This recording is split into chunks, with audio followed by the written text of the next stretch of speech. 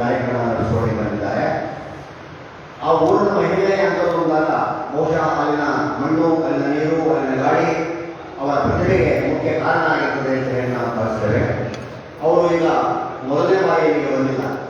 ಈಗ 4 ವರ್ಷಗಳ ಹಿಂದೆ ರಾಮನಾಥಪುರದಲ್ಲಿ ನಡೆದಂಥ ರಾಮ ಸಾಮ್ರಾಜ್ಯ ಪಟ್ಟಾಭಿಷೇಕಕ್ಕೆ ಆಹ್ವಾನಿತರಾಗಿ ಬಂದಿದ್ದರು. ಬಂದಾಗ ರಾಮಾಯಣದಲ್ಲಿ ಶರಣಾಗತಿ ಅನ್ನತಕ್ಕಂಥ ವಿಷಯವನ್ನು ಆಯ್ಕೊಂಡು ಒಂದು 2 ಗಂಟೆಗಳ ಕಾಲ, 2.5 ಗಂಟೆಗಳ ಕಾಲ ದೀರ್ಘವಾದ ಉಪನ್ಯಾಸವನ್ನು ಮಾಡಿ ಎಲ್ಲರ ಮನಸ್ಸನ್ನು ಗೆದ್ದಿದ್ದು, ಅದ್ಭುತವಾಗಿರ್ತಕ್ಕಂಥ ಪ್ರವಚನವನ್ನು ನೀಡಿ ಎಲ್ಲರನ್ನು ದಲಿತರನ್ನಾಗಿ ಮಾಡಿದರು. ಅಂಥ ಮಹನೀಯರು ಇವತ್ತು ಈ ಕಾರ್ಯಕ್ರಮ ನಡೆಸಿಕೊಳ್ಳಲಿಕ್ಕೆ ಬಂದಿರತಕ್ಕಂಥವರು ನಮ್ಮೆಲ್ಲರಿಗೂ ಹೆಮ್ಮೆಯ ವಿಷಯವೂ ಆಗಿದೆ, ನಮ್ಮೆಲ್ಲರಿಗೂ ಆದರ್ಶಪ್ರಾಯವಾಗಿರ್ತಕ್ಕಂಥ ವಿಷಯವೂ ಆಗಿದೆ.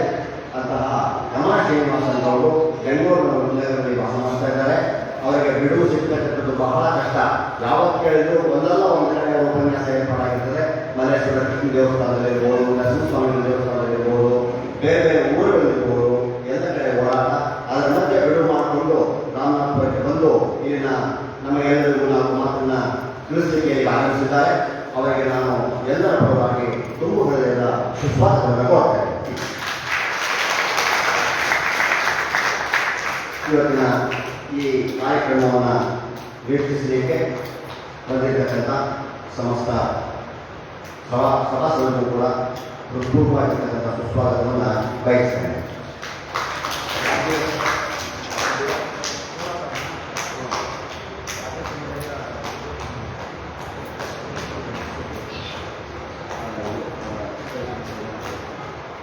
ರಾತ್ರಿಯ ಸ್ವಾಮಿಯವರ ಕೈಂಕರ್ಯವನ್ನು ನೆರವೇರಿಸಿಕೊಡ್ತಾ ಇರ್ತಕ್ಕಂಥವರು ಚಿಕ್ಕಳ್ಳಿ ಶ್ರೀನಿವಾಸಯ್ಯ ಅವರ ಮಕ್ಕಳಾಗಿರ್ತಕ್ಕಂಥ ರವಿ ಶ್ರೀರಾಮ ಟ್ರೇಡರ್ಸ್ ಮತ್ತು ಸೋದರರು, ಅವರ ಕುಟುಂಬ ವರ್ಗದವರಿಗೂ ಸುಸ್ವಾಗತವನ್ನು ಕೊಡ್ತಾ ಇವತ್ತಿನ ಈ ಪ್ರವಚನ ಕಾರ್ಯಕ್ರಮವನ್ನು ಪ್ರಾರಂಭ ಮಾಡ್ತಾ ಇದ್ದೇವೆ. ನಮಸ್ಕಾರ.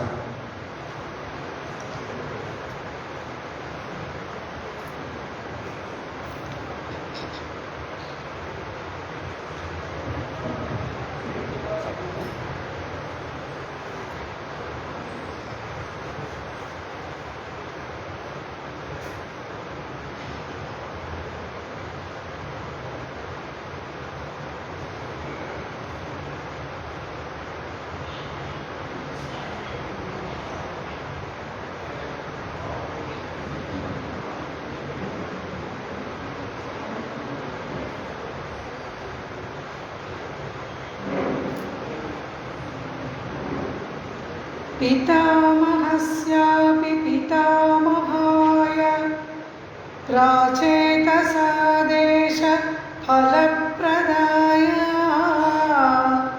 श्रीभाष्यकारोत्तमदेशिकाय श्रीशैलपूर्णाय नमो नमस्तात्। नमः प्रणवशोभितम् नवकाशाय खण्डाम्बरं त्रिदण्डपरिमण्डितं त्रिविधतत्त्वनिर्वाहकं दयाञ्चितधृगञ्चलं दलितवादिवाग्वैभवं क्षमादिगुणसागरं शरणमेमि रामानुजम्। श्रीराघवं दशरथात्मजमप्रमेयं सीतापतिं रघुवरान्वयरत्नदीपम् आजानुबाहुम् अरविन्ददलायताक्षं रामं निशाचर विनाशकरं नमामि।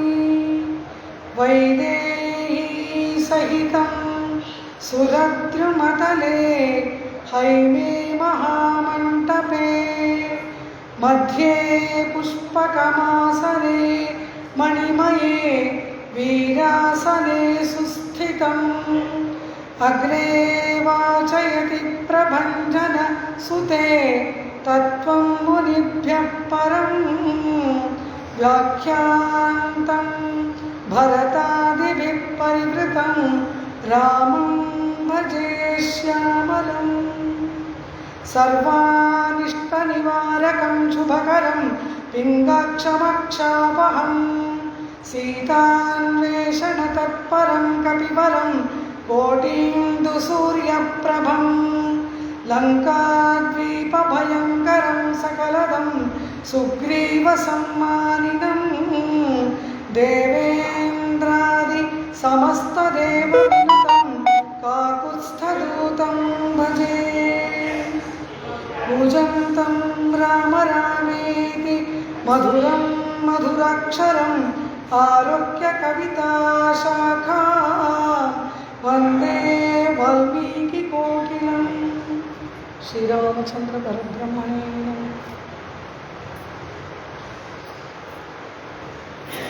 कन्नಡ ಇದೆಯಾ ತಮಿಳ್ ಇದೆಯಾ?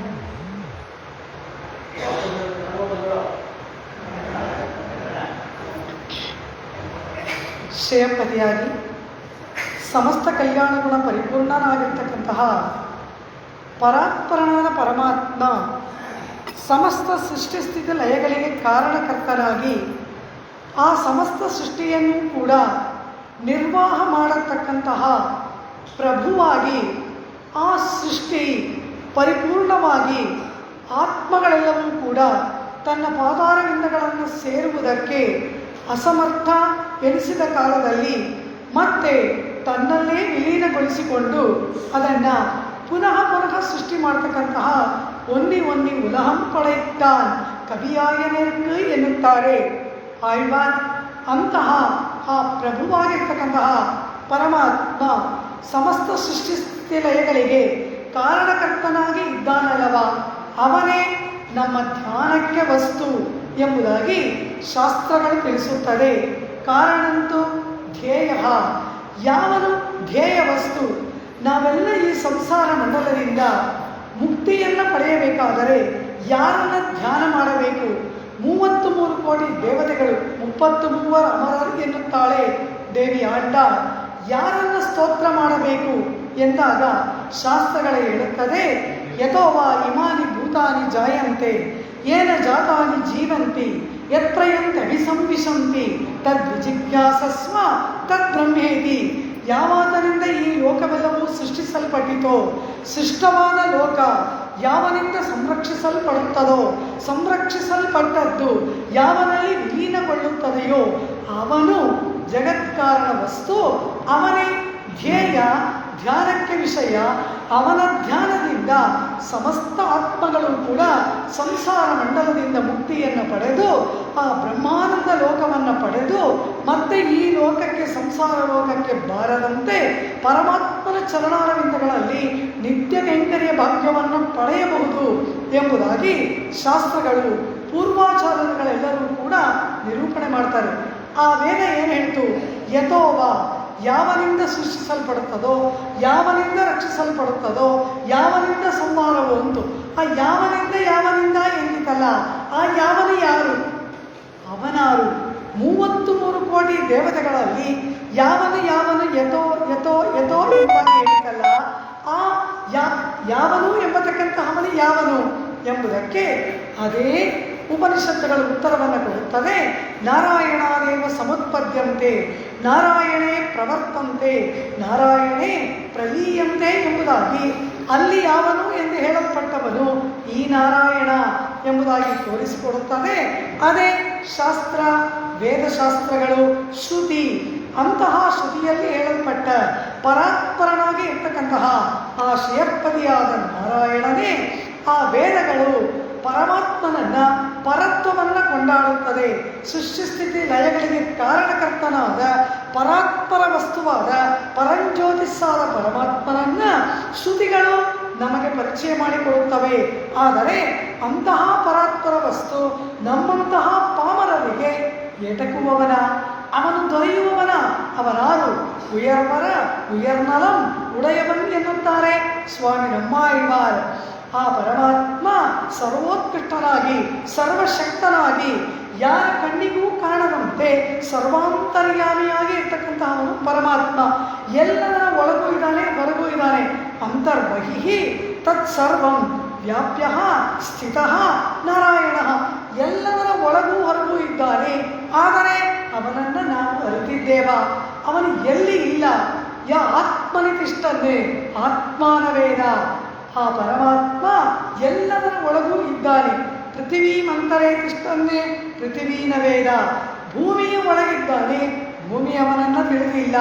ಮೃತ್ಯು ಅಂತರೇ ತಿಷ್ಟನ್ನೇ, ಮೃತ್ಯು ಎಂಬತಕ್ಕಂತಹ ಕಾಲಪುರುಷನ ಒಳಗಿದ್ದಾನೆ, ಅವನು ಅವನನ್ನು ಅರಿತಿಲ್ಲ. ಅಷ್ಟೇಕೆ ಯಹ ಆತ್ಮನಿ ತಿಷ್ಟನ್ನೇ, ನಮ್ಮ ಆತ್ಮನ ಒಳಗೆ ಇದ್ದಾನೆ, ಆತ್ಮಾನ ವೇದ. ನಾವು ಅವನನ್ನು ಅರಿತಿದ್ದೇವೆಯಾ? ಇಲ್ಲ. ಅಂತಹ ಆ ಪರಮಾತ್ಮ ಎಲ್ಲರೂ ಅವನನ್ನು ಅರಿತು ಆಶ್ರಯಿಸಿ ಅವನ ಚರಣಾರವಿಂದಗಳಲ್ಲಿ ಶರಣಾಗತಿಯನ್ನು ಮಾಡಿ ಅವನ ಕೃಪೆಗೆ ಪಾತ್ರರಾಗಿ ಈ ಕರ್ಮ ಪುಣ್ಯಪಾಪರೂಪ ಕರ್ಮಗಳಿಂದ ಬಿಡುಗಡೆಯನ್ನು ಪಡೆದು ಸಂಸಾರದಿಂದ ಮುಕ್ತಿಯನ್ನು ಹೊಂದಿ ಆ ಪರಾತ್ಪರ ವಸ್ತುವನ್ನು ಸೇರುವುದು ಹೇಗೆ? ಅವನು ನಮ್ಮ ಕಣ್ಣಿಗೆ ಕಾಣಿಸಲಾರ, ಅವನನ್ನು ನಾವು ಆಶ್ರಯಿಸುವುದು ಹೇಗೆ? ಅವನನ್ನು ಅರಿಯುವುದು ಹೇಗೆ? ಅವನನ್ನು ಸಮೀಪಿಸುವುದು ಹೇಗೆ? ಅಂದ ಮೇಲೆ ಮುಕ್ತಿಯ ಮಾತು ಬಹು ದೂರವೇ ಉಳಿಯಿತಲ್ಲವಾ ಎಂದರೆ ಹಾಗಿಲ್ಲ. ಆ ಪರಮಾತ್ಮ, ಆ ಪರಾತ್ಪರ ವಸ್ತು ಎಲ್ಲರಿಗೆ ದೊರೆಯುವಂತೆ ಸಕಲ ಮನುಜ ನಯನ ವಿಷಯತಾಂಗತಃ ಎಂಬಂತೆ ಎಲ್ಲರ ಕಣ್ಣಿಗೆ ಗೋಚರವಾಗುವಂತೆ ಆ ಪರಮಾತ್ಮ ತಾನು ಸೃಷ್ಟಿಸಿದ ಈ ಲೋಕದಲ್ಲಿ ಸಮಸ್ತರಿಗೂ ಕೂಡ ತಾನು ಲಭ್ಯವಾಗುವುದಕ್ಕಾಗಿ ಪರಮಾತ್ಮ ನಡೆಸತಕ್ಕಂತಹ ಒಂದು ಅತ್ಯದ್ಭುತವಾಗಿರ್ತಕ್ಕಂತಹ ಪರಮಾತ್ಮನ ಲೀಲೆಗೆ ಅವನ ಅವತಾರಗಳು. ಅವತಾರ ಎಂಬುದಾಗಿ ಹೇಳ್ತೀವಿ. ಶ್ರೀರಾಮಚಂದ್ರನ ಅವತಾರ, ಶ್ರೀಕೃಷ್ಣ ಪರಮಾತ್ಮನ ಅವತಾರ, ವರಾಹ ವಾಮನ ಅವತಾರ ಎಂಬುದಾಗಿ ಹೇಳ್ತೇವೆ. ಆದರೆ ಆ ಅವತಾರ ಎಂಬ ಶಬ್ದದ ಅರ್ಥವೇನು? ಪರಾತ್ಪರನಾಗಿರ್ತಕ್ಕಂತಹ ವಿಷ್ಣು ಮಾನುಷ ವಪುರಾಸ್ಥಾಯ, ದೇವತೆಗಳು ಪ್ರಾರ್ಥನೆ ಮಾಡ್ತಾರೆ. ಅಲ್ಲಿ ದಶರಥ ಚಕ್ರವರ್ತಿ ಅಶ್ವಮೇಧ ಯಾಗವನ್ನು ಮಾಡಿ ಅದರ ಜೊತೆಯಲ್ಲಿ ಪುತ್ರಕಾಮೇಷ್ಟಿ ಯಾಗವನ್ನು ಮಾಡುತ್ತಿರುವ ಸಂದರ್ಭದಲ್ಲಿ 33 ಕೋಟಿ ದೇವತೆಗಳು ಕೂಡ ದಶರಥನ ಯಜ್ಞವಾಟದಲ್ಲಿ ಬಂದು ನೆರೆದಿದ್ದಾರೆ. ಹಾಗೆ ನೆರೆದಂತಹ ಸಮಸ್ತ ದೇವತೆಗಳು ಕೂಡ ಪರಸ್ಪರ ಯೋಗಕ್ಷೇಮವನ್ನು ವಿಚಾರಿಸ್ತಾರಂತೆ. ಸೂರ್ಯ ನೀನು ಸೌಖ್ಯವಾ? ಯಮ ನೀನು ಸೌಖ್ಯವಾ? ಚಂದ್ರ ವರುಣ ನೀನು ಸೌಖ್ಯವಾ? ಎಂಬುದಾಗಿ ಒಬ್ಬರನ್ನೊಬ್ಬರು ಯೋಗಕ್ಷೇಮವನ್ನು ವಿಚಾರಣೆ ಮಾಡ್ತಾ ಇದ್ದಾರಂತೆ. ಕಾರಣ ಏನು ಎಂದರೆ ರಾವಣನ ದೌರ್ಜನ್ಯಯುಕ್ತವಾದ ಆಡಳಿತದಲ್ಲಿ ಈ ದೇವತೆಗಳ ಸ್ಥಿತಿಯೆಲ್ಲವೂ ಕೂಡ ಅತ್ಯಂತ ಹೀನಾಯವಾಗಿ ಒಬ್ಬರನ್ನೊಬ್ಬರು ಕಂಡು ಒಬ್ಬರು ತಮ್ಮ ತಮ್ಮ ಅಧಿಕಾರವನ್ನು ನಿರ್ವಹಣೆ ಮಾಡುತ್ತಾ ಆನಂದದಿಂದ ಇರತಕ್ಕಂತಹ ಪರಿಸ್ಥಿತಿಯೇ ಮಾರ್ಪಾಡು ಹೊಂದಿ ಎಲ್ಲ ದೇವತೆಗಳು ಕೂಡ ಭಯದಿಂದ ನಡುಗುವ ಒಂದು ಪರಿಸ್ಥಿತಿ ಏರ್ಪಟ್ಟಾಗ ದಶರಥ ಚಕ್ರವರ್ತಿ ಯಾಗವನ್ನು ಮಾಡ್ತಾ ಇದ್ದಾನೆ. ಹವಿಸ್ಸನ್ನು ಸ್ವೀಕಾರ ಮಾಡುವುದಕ್ಕೆ ಅಲ್ಲಿ ಎಲ್ಲರೂ ನೆರೆದಾಗ ಒಬ್ಬರ ಯೋಗಕ್ಷೇಮ ಒಬ್ಬರು ವಿಚಾರಿಸ್ತಾ ಇದ್ದಾರಂತೆ. ಸೂರ್ಯ ಹೇಳ್ತಾನಂತೆ, ಏನು ಯೋಗಕ್ಷೇಮ ನನ್ನದು? ನನ್ನ ಪರಿಸ್ಥಿತಿ ಏನಾಗಿದೆ ಗೊತ್ತಾ? ರಾವಣನ ರಾಜ್ಯದಲ್ಲಿ ಭಕ್ತವನ್ನು ಒಣಗಿಸುವುದಕ್ಕೆ ಎಷ್ಟು ತಾಪಮಾನ ಬೇಕೋ ಅಷ್ಟೇ ತಾಪಮಾನ ಕೊಡುವ ರಾವಣನ ದಾಸನಾಗಿ ನಾನಿದ್ದೀನಿ. ಎಲ್ಲಿದೆ ನನಗೆ ಸ್ವಾತಂತ್ರ್ಯ ಎಂಬುದಾಗಿ ಅವನು ಹೇಳ್ತಾನೆ. ಇನ್ನು ಚಂದ್ರನ ಪರಿಸ್ಥಿತಿ, ಈ ರಾವಣ ಯಾವಾಗಲೋ ಬೇಟೆಗೆ ಹೋಗಿ ಅಲ್ಲಿ ಆ ಬೇಟೆಯಿಂದ ಶ್ರಾಂತನಾಗಿ ಬಂದಾಗ ಆತನ ಸ್ನಾನ ಗೃಹದಲ್ಲಿ ಚಂದ್ರಕಾಂತ ಶಿಲೆಗಳಿಂದ ಆ ಸ್ನಾನ ಭವನವನ್ನು ನಿರ್ಮಾಣ ಮಾಡಿದ್ದಾನಂತೆ. ಆ ಚಂದ್ರಕಾಂತ ಶಿಲೆಗಳ ಮೇಲೆ ಚಂದ್ರಕಿರಣ ಬಿದ್ದಾಗ ಶೀತಲವಾದ ಜಲ ಪ್ರವಹಿಸಿ ಈ ರಾವಣನ ಆಯಾಸ ಪರಿಹಾರ ಆಗಬೇಕು. ಅವತ್ತ ಅಮಾವಾಸ್ಯೆ ಆದರೂ ಕೂಡ ರಾವಣ ಚಂದ್ರ ಬಾ ಅಂದರೆ ಚಂದ್ರ ಬರಬೇಕು. ಇದು ನನ್ನ ಪರಿಸ್ಥಿತಿ ಅಂತಾನೆ ಚಂದ್ರ. ಹೀಗೆ ಒಬ್ಬೊಬ್ಬ ದೇವತೆಗಳು ಕೂಡ ರಾವಣ ತನ್ನ ಸಿಂಹಾಸನಕ್ಕೆ ಏರತಕ್ಕಂತಹ 9 ಮೆಟ್ಟಿಲುಗಳಾಗಿ 9 ಗ್ರಹಗಳು ಇದ್ದಾರೆ. ಅವರ ತಲೆಯ ಮೇಲೆ ಕಾಲಿಟ್ಟು ರಾವಣ ಹತ್ತುತ್ತಾ ಇದ್ದಾನಂತೆ. ಇದು ದೇವತೆಗಳ ಪರಿಸ್ಥಿತಿ. ಹೀಗೆ ಇರುವಾಗ ಅವರೆಲ್ಲರೂ ಆ ಯಜ್ಞಮಾಟದಲ್ಲಿ ನೆರೆದಾಗ ಅವರು ಯೋಚನೆ ಮಾಡ್ತಾರೆ, ಇಂತಹ ಈ ದುಷ್ಟನಾದ ರಾವಣನಿಂದ ನಮಗೆ ಬಿಡುಗಡೆಯನ್ನು ಕೊಡಬಲ್ಲವರು ಯಾರು ಎಂಬುದಾಗಿ ಎಲ್ಲ ಚತುರ್ಮುಖ ಬ್ರಹ್ಮನ ಬಳಿಯಲ್ಲಿ ಹೋಗಿ ಪ್ರಾರ್ಥನೆ ಮಾಡಿದಾಗ ಆ ಚತುರ್ಮುಖ ಬ್ರಹ್ಮನನ್ನು ಮುಂದಿಟ್ಟುಕೊಂಡು ಎಲ್ಲರೂ ಕ್ಷೀರಸಾಗರಕ್ಕೆ ಹೋಗಿ ಪರಾತ್ಪರನಾಗಿರ್ತಕ್ಕಂತಹ ಪಾರ್ಕಡಲುಳ್ ಪಯ್ಯತ್ತು ಇನ್ನ ಪರಮನ್ ಎಂಬುದಾಗಿ வெள்ளத்தின் மேலொரு பாம்பை ಮೆತ್ತಯಾಗಿ ವಿನಿತ್ತು. ಹಾಲಿನ ಆ ಕ್ಷೀರಸಾಗರದಲ್ಲಿರುವ ಹಾಲಿನ ನೊರೆ ಒತ್ತಿದರ ಮೈಗೆ ನೋವಾಗುತ್ತೆ ಅಂತ ಒಂದು ಆದಿಶೇಷನೆಂಬ ಹಾಸಿಗೆಯನ್ನು ಹಾಸ್ಕೊಂಡು ಅದರ ಮೇಲೆ ಮಲಗಿದಾರಲ್ಲ, ಅವನನ್ನ ಕಾಣುವುದಕ್ಕೆ ಹೋದ್ರಂತೆ ಎಲ್ಲ ದೇವತೆಗಳು ಕೂಡ. ಅಲ್ಲಿ ಹೋಗಿ ಪ್ರಾರ್ಥನೆಯನ್ನು ಮಾಡಿದಾಗ ಪರಮಾತ್ಮ ಆಶ್ವಾಸನೆಯನ್ನು ಕೊಡ್ತಾನೆ. ನಾನು ಏನು ಮಾಡಲಿ ಅಂತ ಕೇಳ್ತಾನೆ ಪರಮಾತ್ಮ. ನೀನು ಬರಬೇಕು, ಮನುಷ್ಯನಾಗಿ ಅವತಾರವನ್ನು ಮಾಡಿ ರಾವಣನನ್ನು ವಧಿಸಬೇಕು ಅಂತ ಕೇಳ್ಕೊಳ್ತಾರೆ. ಮಾನುಷಂ ವಪುರಾಸ್ಥಾಯ, ಆ ಮನುಷ್ಯನ ದೇಹವನ್ನ ನಿನಗೆ ವಾಸಸ್ಥಾನವಾಗಿ ಮಾಡಿಕೊಂಡು ಭೂಮಂಡಲಕ್ಕೆ ಬಾ. ಕಾರಣ, ಈ ರಾವಣ ವರ ಕೇಳ್ಕೊಂಡಿದ್ದಾನೆ, ಯಾರಿಂದಲೂ ಮರಣ ಬೇಡ, ಮನುಷ್ಯರನ್ನು ಮಾತ್ರ ಬಿಟ್ಟುಬಿಟ್ಟ. ಕಾರಣ, ಆ ಮನುಷ್ಯರು ಒಂದು ಕೀಟಕ್ಕೆ ಸಮಾನ, ಹೊಸಕಿ ಹಾಕ್ತೇನೆ ಅಂತ ಮನುಷ್ಯರನ್ನ ಬಿಟ್ಟ. ಆದ್ದರಿಂದಲೇ ಪರಮಾತ್ಮ ಮನುಷ್ಯನಾಗೇ ಬರಬೇಕಾಯ್ತು ರಾವಣನನ್ನು ವಧೆ ಮಾಡುವುದಕ್ಕೆ. ಒಂದಲ್ಲ ಎರಡಲ್ಲ, ಇಕ್ಷ್ವಾಕು ವಂಶದಲ್ಲೇ ಹುಟ್ಟಬೇಕಾಯ್ತು. ಕಾರಣ, ರಾಮನ ಪೂರ್ವಿಕನಾದ ಅನರಣ್ಯ ಎಂಬತಕ್ಕಂತಹ ದೊರೆಯನ್ನ ಈ ರಾವಣ ಮಾಡಬಾರದ ಚಿತ್ರಹಿಂಸೆ ಮಾಡಿದ್ದರಿಂದ ಅವನು ಶಾಪ ಕೊಟ್ಟಿದ್ದಾನೆ, ನನ್ನ ವಂಶದಲ್ಲಿ ಬರುವವನೇ ನಿನಗೆ ಮೃತ್ಯುವಾಗುತ್ತಾನೆ ಅಂತ. ಆದ್ದರಿಂದ ಪರಮಾತ್ಮ ಮನುಷ್ಯನಾಗೇ ಬರಬೇಕು, ಇಕ್ಷ್ವಾಕು ವಂಶದಲ್ಲೇ ಹುಟ್ಟಬೇಕು, ಕಪಿಗಳ ಸೈನ್ಯ ಸಮೇತನಾಗೇ ಹೋಗಬೇಕು. ಇದೆಲ್ಲ ರಾವಣ ವಧೆಗೆ ಇರ್ತಕ್ಕಂತಹ ಅನೇಕ ನಿಯಮಗಳು. ಈ ಎಲ್ಲ ನಿಯಮಗಳನ್ನು ಒಳಗೊಂಡೆ ಪರಾತ್ಪರನಾದ ಶ್ರೀಮನ್ನಾರಾಯಣ ರಾವಣ ವಧೆಯನ್ನು ಮಾಡಬೇಕಾದಂತಹ ನಿರ್ಬಂಧ ಇದ್ದದ್ದರಿಂದ ಆ ಪರಾತ್ಪರನಾದ ಪರಮಾತ್ಮ ಭೂಲೋಕದಲ್ಲಿ ಇಕ್ಷ್ವಾಕು ಕುಲದಲ್ಲಿ ಮನುಷ್ಯನಾದ ರಾಮನಾಗಿ ಅವತಾರ ಮಾಡಬೇಕಾದ ಒಂದು ಪರಿಸ್ಥಿತಿ. ಈ ಅವತಾರ ಶಬ್ದದ ಅರ್ಥವೇನು? ತೈತ್ರಿಯೋಪನಿಷತ್ತಿನಲ್ಲಿ ಒಂದು ಮಂತ್ರ, ಸತ್ಯಂ ಜ್ಞಾನಂ ಅನಂತಂ ಬ್ರಹ್ಮ ಎಂಬುದಾಗಿ ಒಂದು ಮಂತ್ರ ಉಂಟು. ಅಲ್ಲಿ ಸತ್ಯ ಶಬ್ದಕ್ಕೆ ವ್ಯಾಖ್ಯಾನ, ಅನಂತ ಶಬ್ದಕ್ಕೆ ವ್ಯಾಖ್ಯಾನ, ಜ್ಞಾನ ಶಬ್ದಕ್ಕೆ ವ್ಯಾಖ್ಯಾನ. ಅಲ್ಲಿ ಆ ವೇದಗಳಿಗೆ ಭಾಷ್ಯವನ್ನು ಮಾಡಿರ್ತಕ್ಕಂತಹ ಸಾಯಣಾಚಾರ್ಯರು ತಮ್ಮ ಭಾಷ್ಯದಲ್ಲಿ ಅನಂತ ಶಬ್ದಕ್ಕೆ ವ್ಯಾಖ್ಯಾನವನ್ನು ಮಾಡುವಾಗ ಸಾಯಣ ಭಾಷ್ಯ ಏನು ಹೇಳ್ತಾ ಇದೆ ಅಲ್ಲಿ ಅಂತ ಕೇಳಿದ್ರೆ, ತ್ರಿವಿಧ ಪರಿಚ್ಛೇದ ರಹಿತ ಅನಂತಃ ಎಂಬುದಾಗಿ ವ್ಯಾಖ್ಯಾನ ಮಾಡ್ತಾರೆ ಸಾಯಣಾಚಾರ್ಯರು. ವೇದ ಭಾಷ್ಯ, ಉಪನಿಷತ್ ಭಾಷ್ಯ ತ್ರಿವಿಧ ಪರಿಚ್ಛೇದ ರಹಿತ ಎಂಬುದಾಗಿ ಹೇಳ್ತಾರೆ. ಹಾಗಂದ್ರೆ ಏನು? ತ್ರಿವಿಧ ಪರಿಚ್ಛೇದ ಎಂದರೇನು ಎಂದರೆ ದೇಶ, ಕಾಲ, ವಸ್ತು. ನಮ್ಮ ಭಾಷೆಯಲ್ಲಿ ಹೇಳೋದಾದರೆ ಸ್ಪೇಸ್, ಟೈಮ್ ಆ್ಯಂಡ್ ಮ್ಯಾಟರ್ ಎಂಬುದಾಗಿ ಈಗ ನಾವು ನಮ್ಮ ಫಿಸಿಕ್ಸಲ್ಲಿ ಹೇಳ್ತೇವೆ. ಅದನ್ನು ಆಗಲೇ ಹೇಳ್ಬಿಟ್ರು. ದೇಶ, ಕಾಲ, ವಸ್ತು ಎಂಬುದಾಗಿ ಮೂರು. ಆ ಮೂರು ಮಿತಿಗಳು ಇಲ್ಲದವನು ಅನಂತ ಎಂಬುದಾಗಿ ವ್ಯಾಖ್ಯಾನ ಮಾಡಿದ್ರು.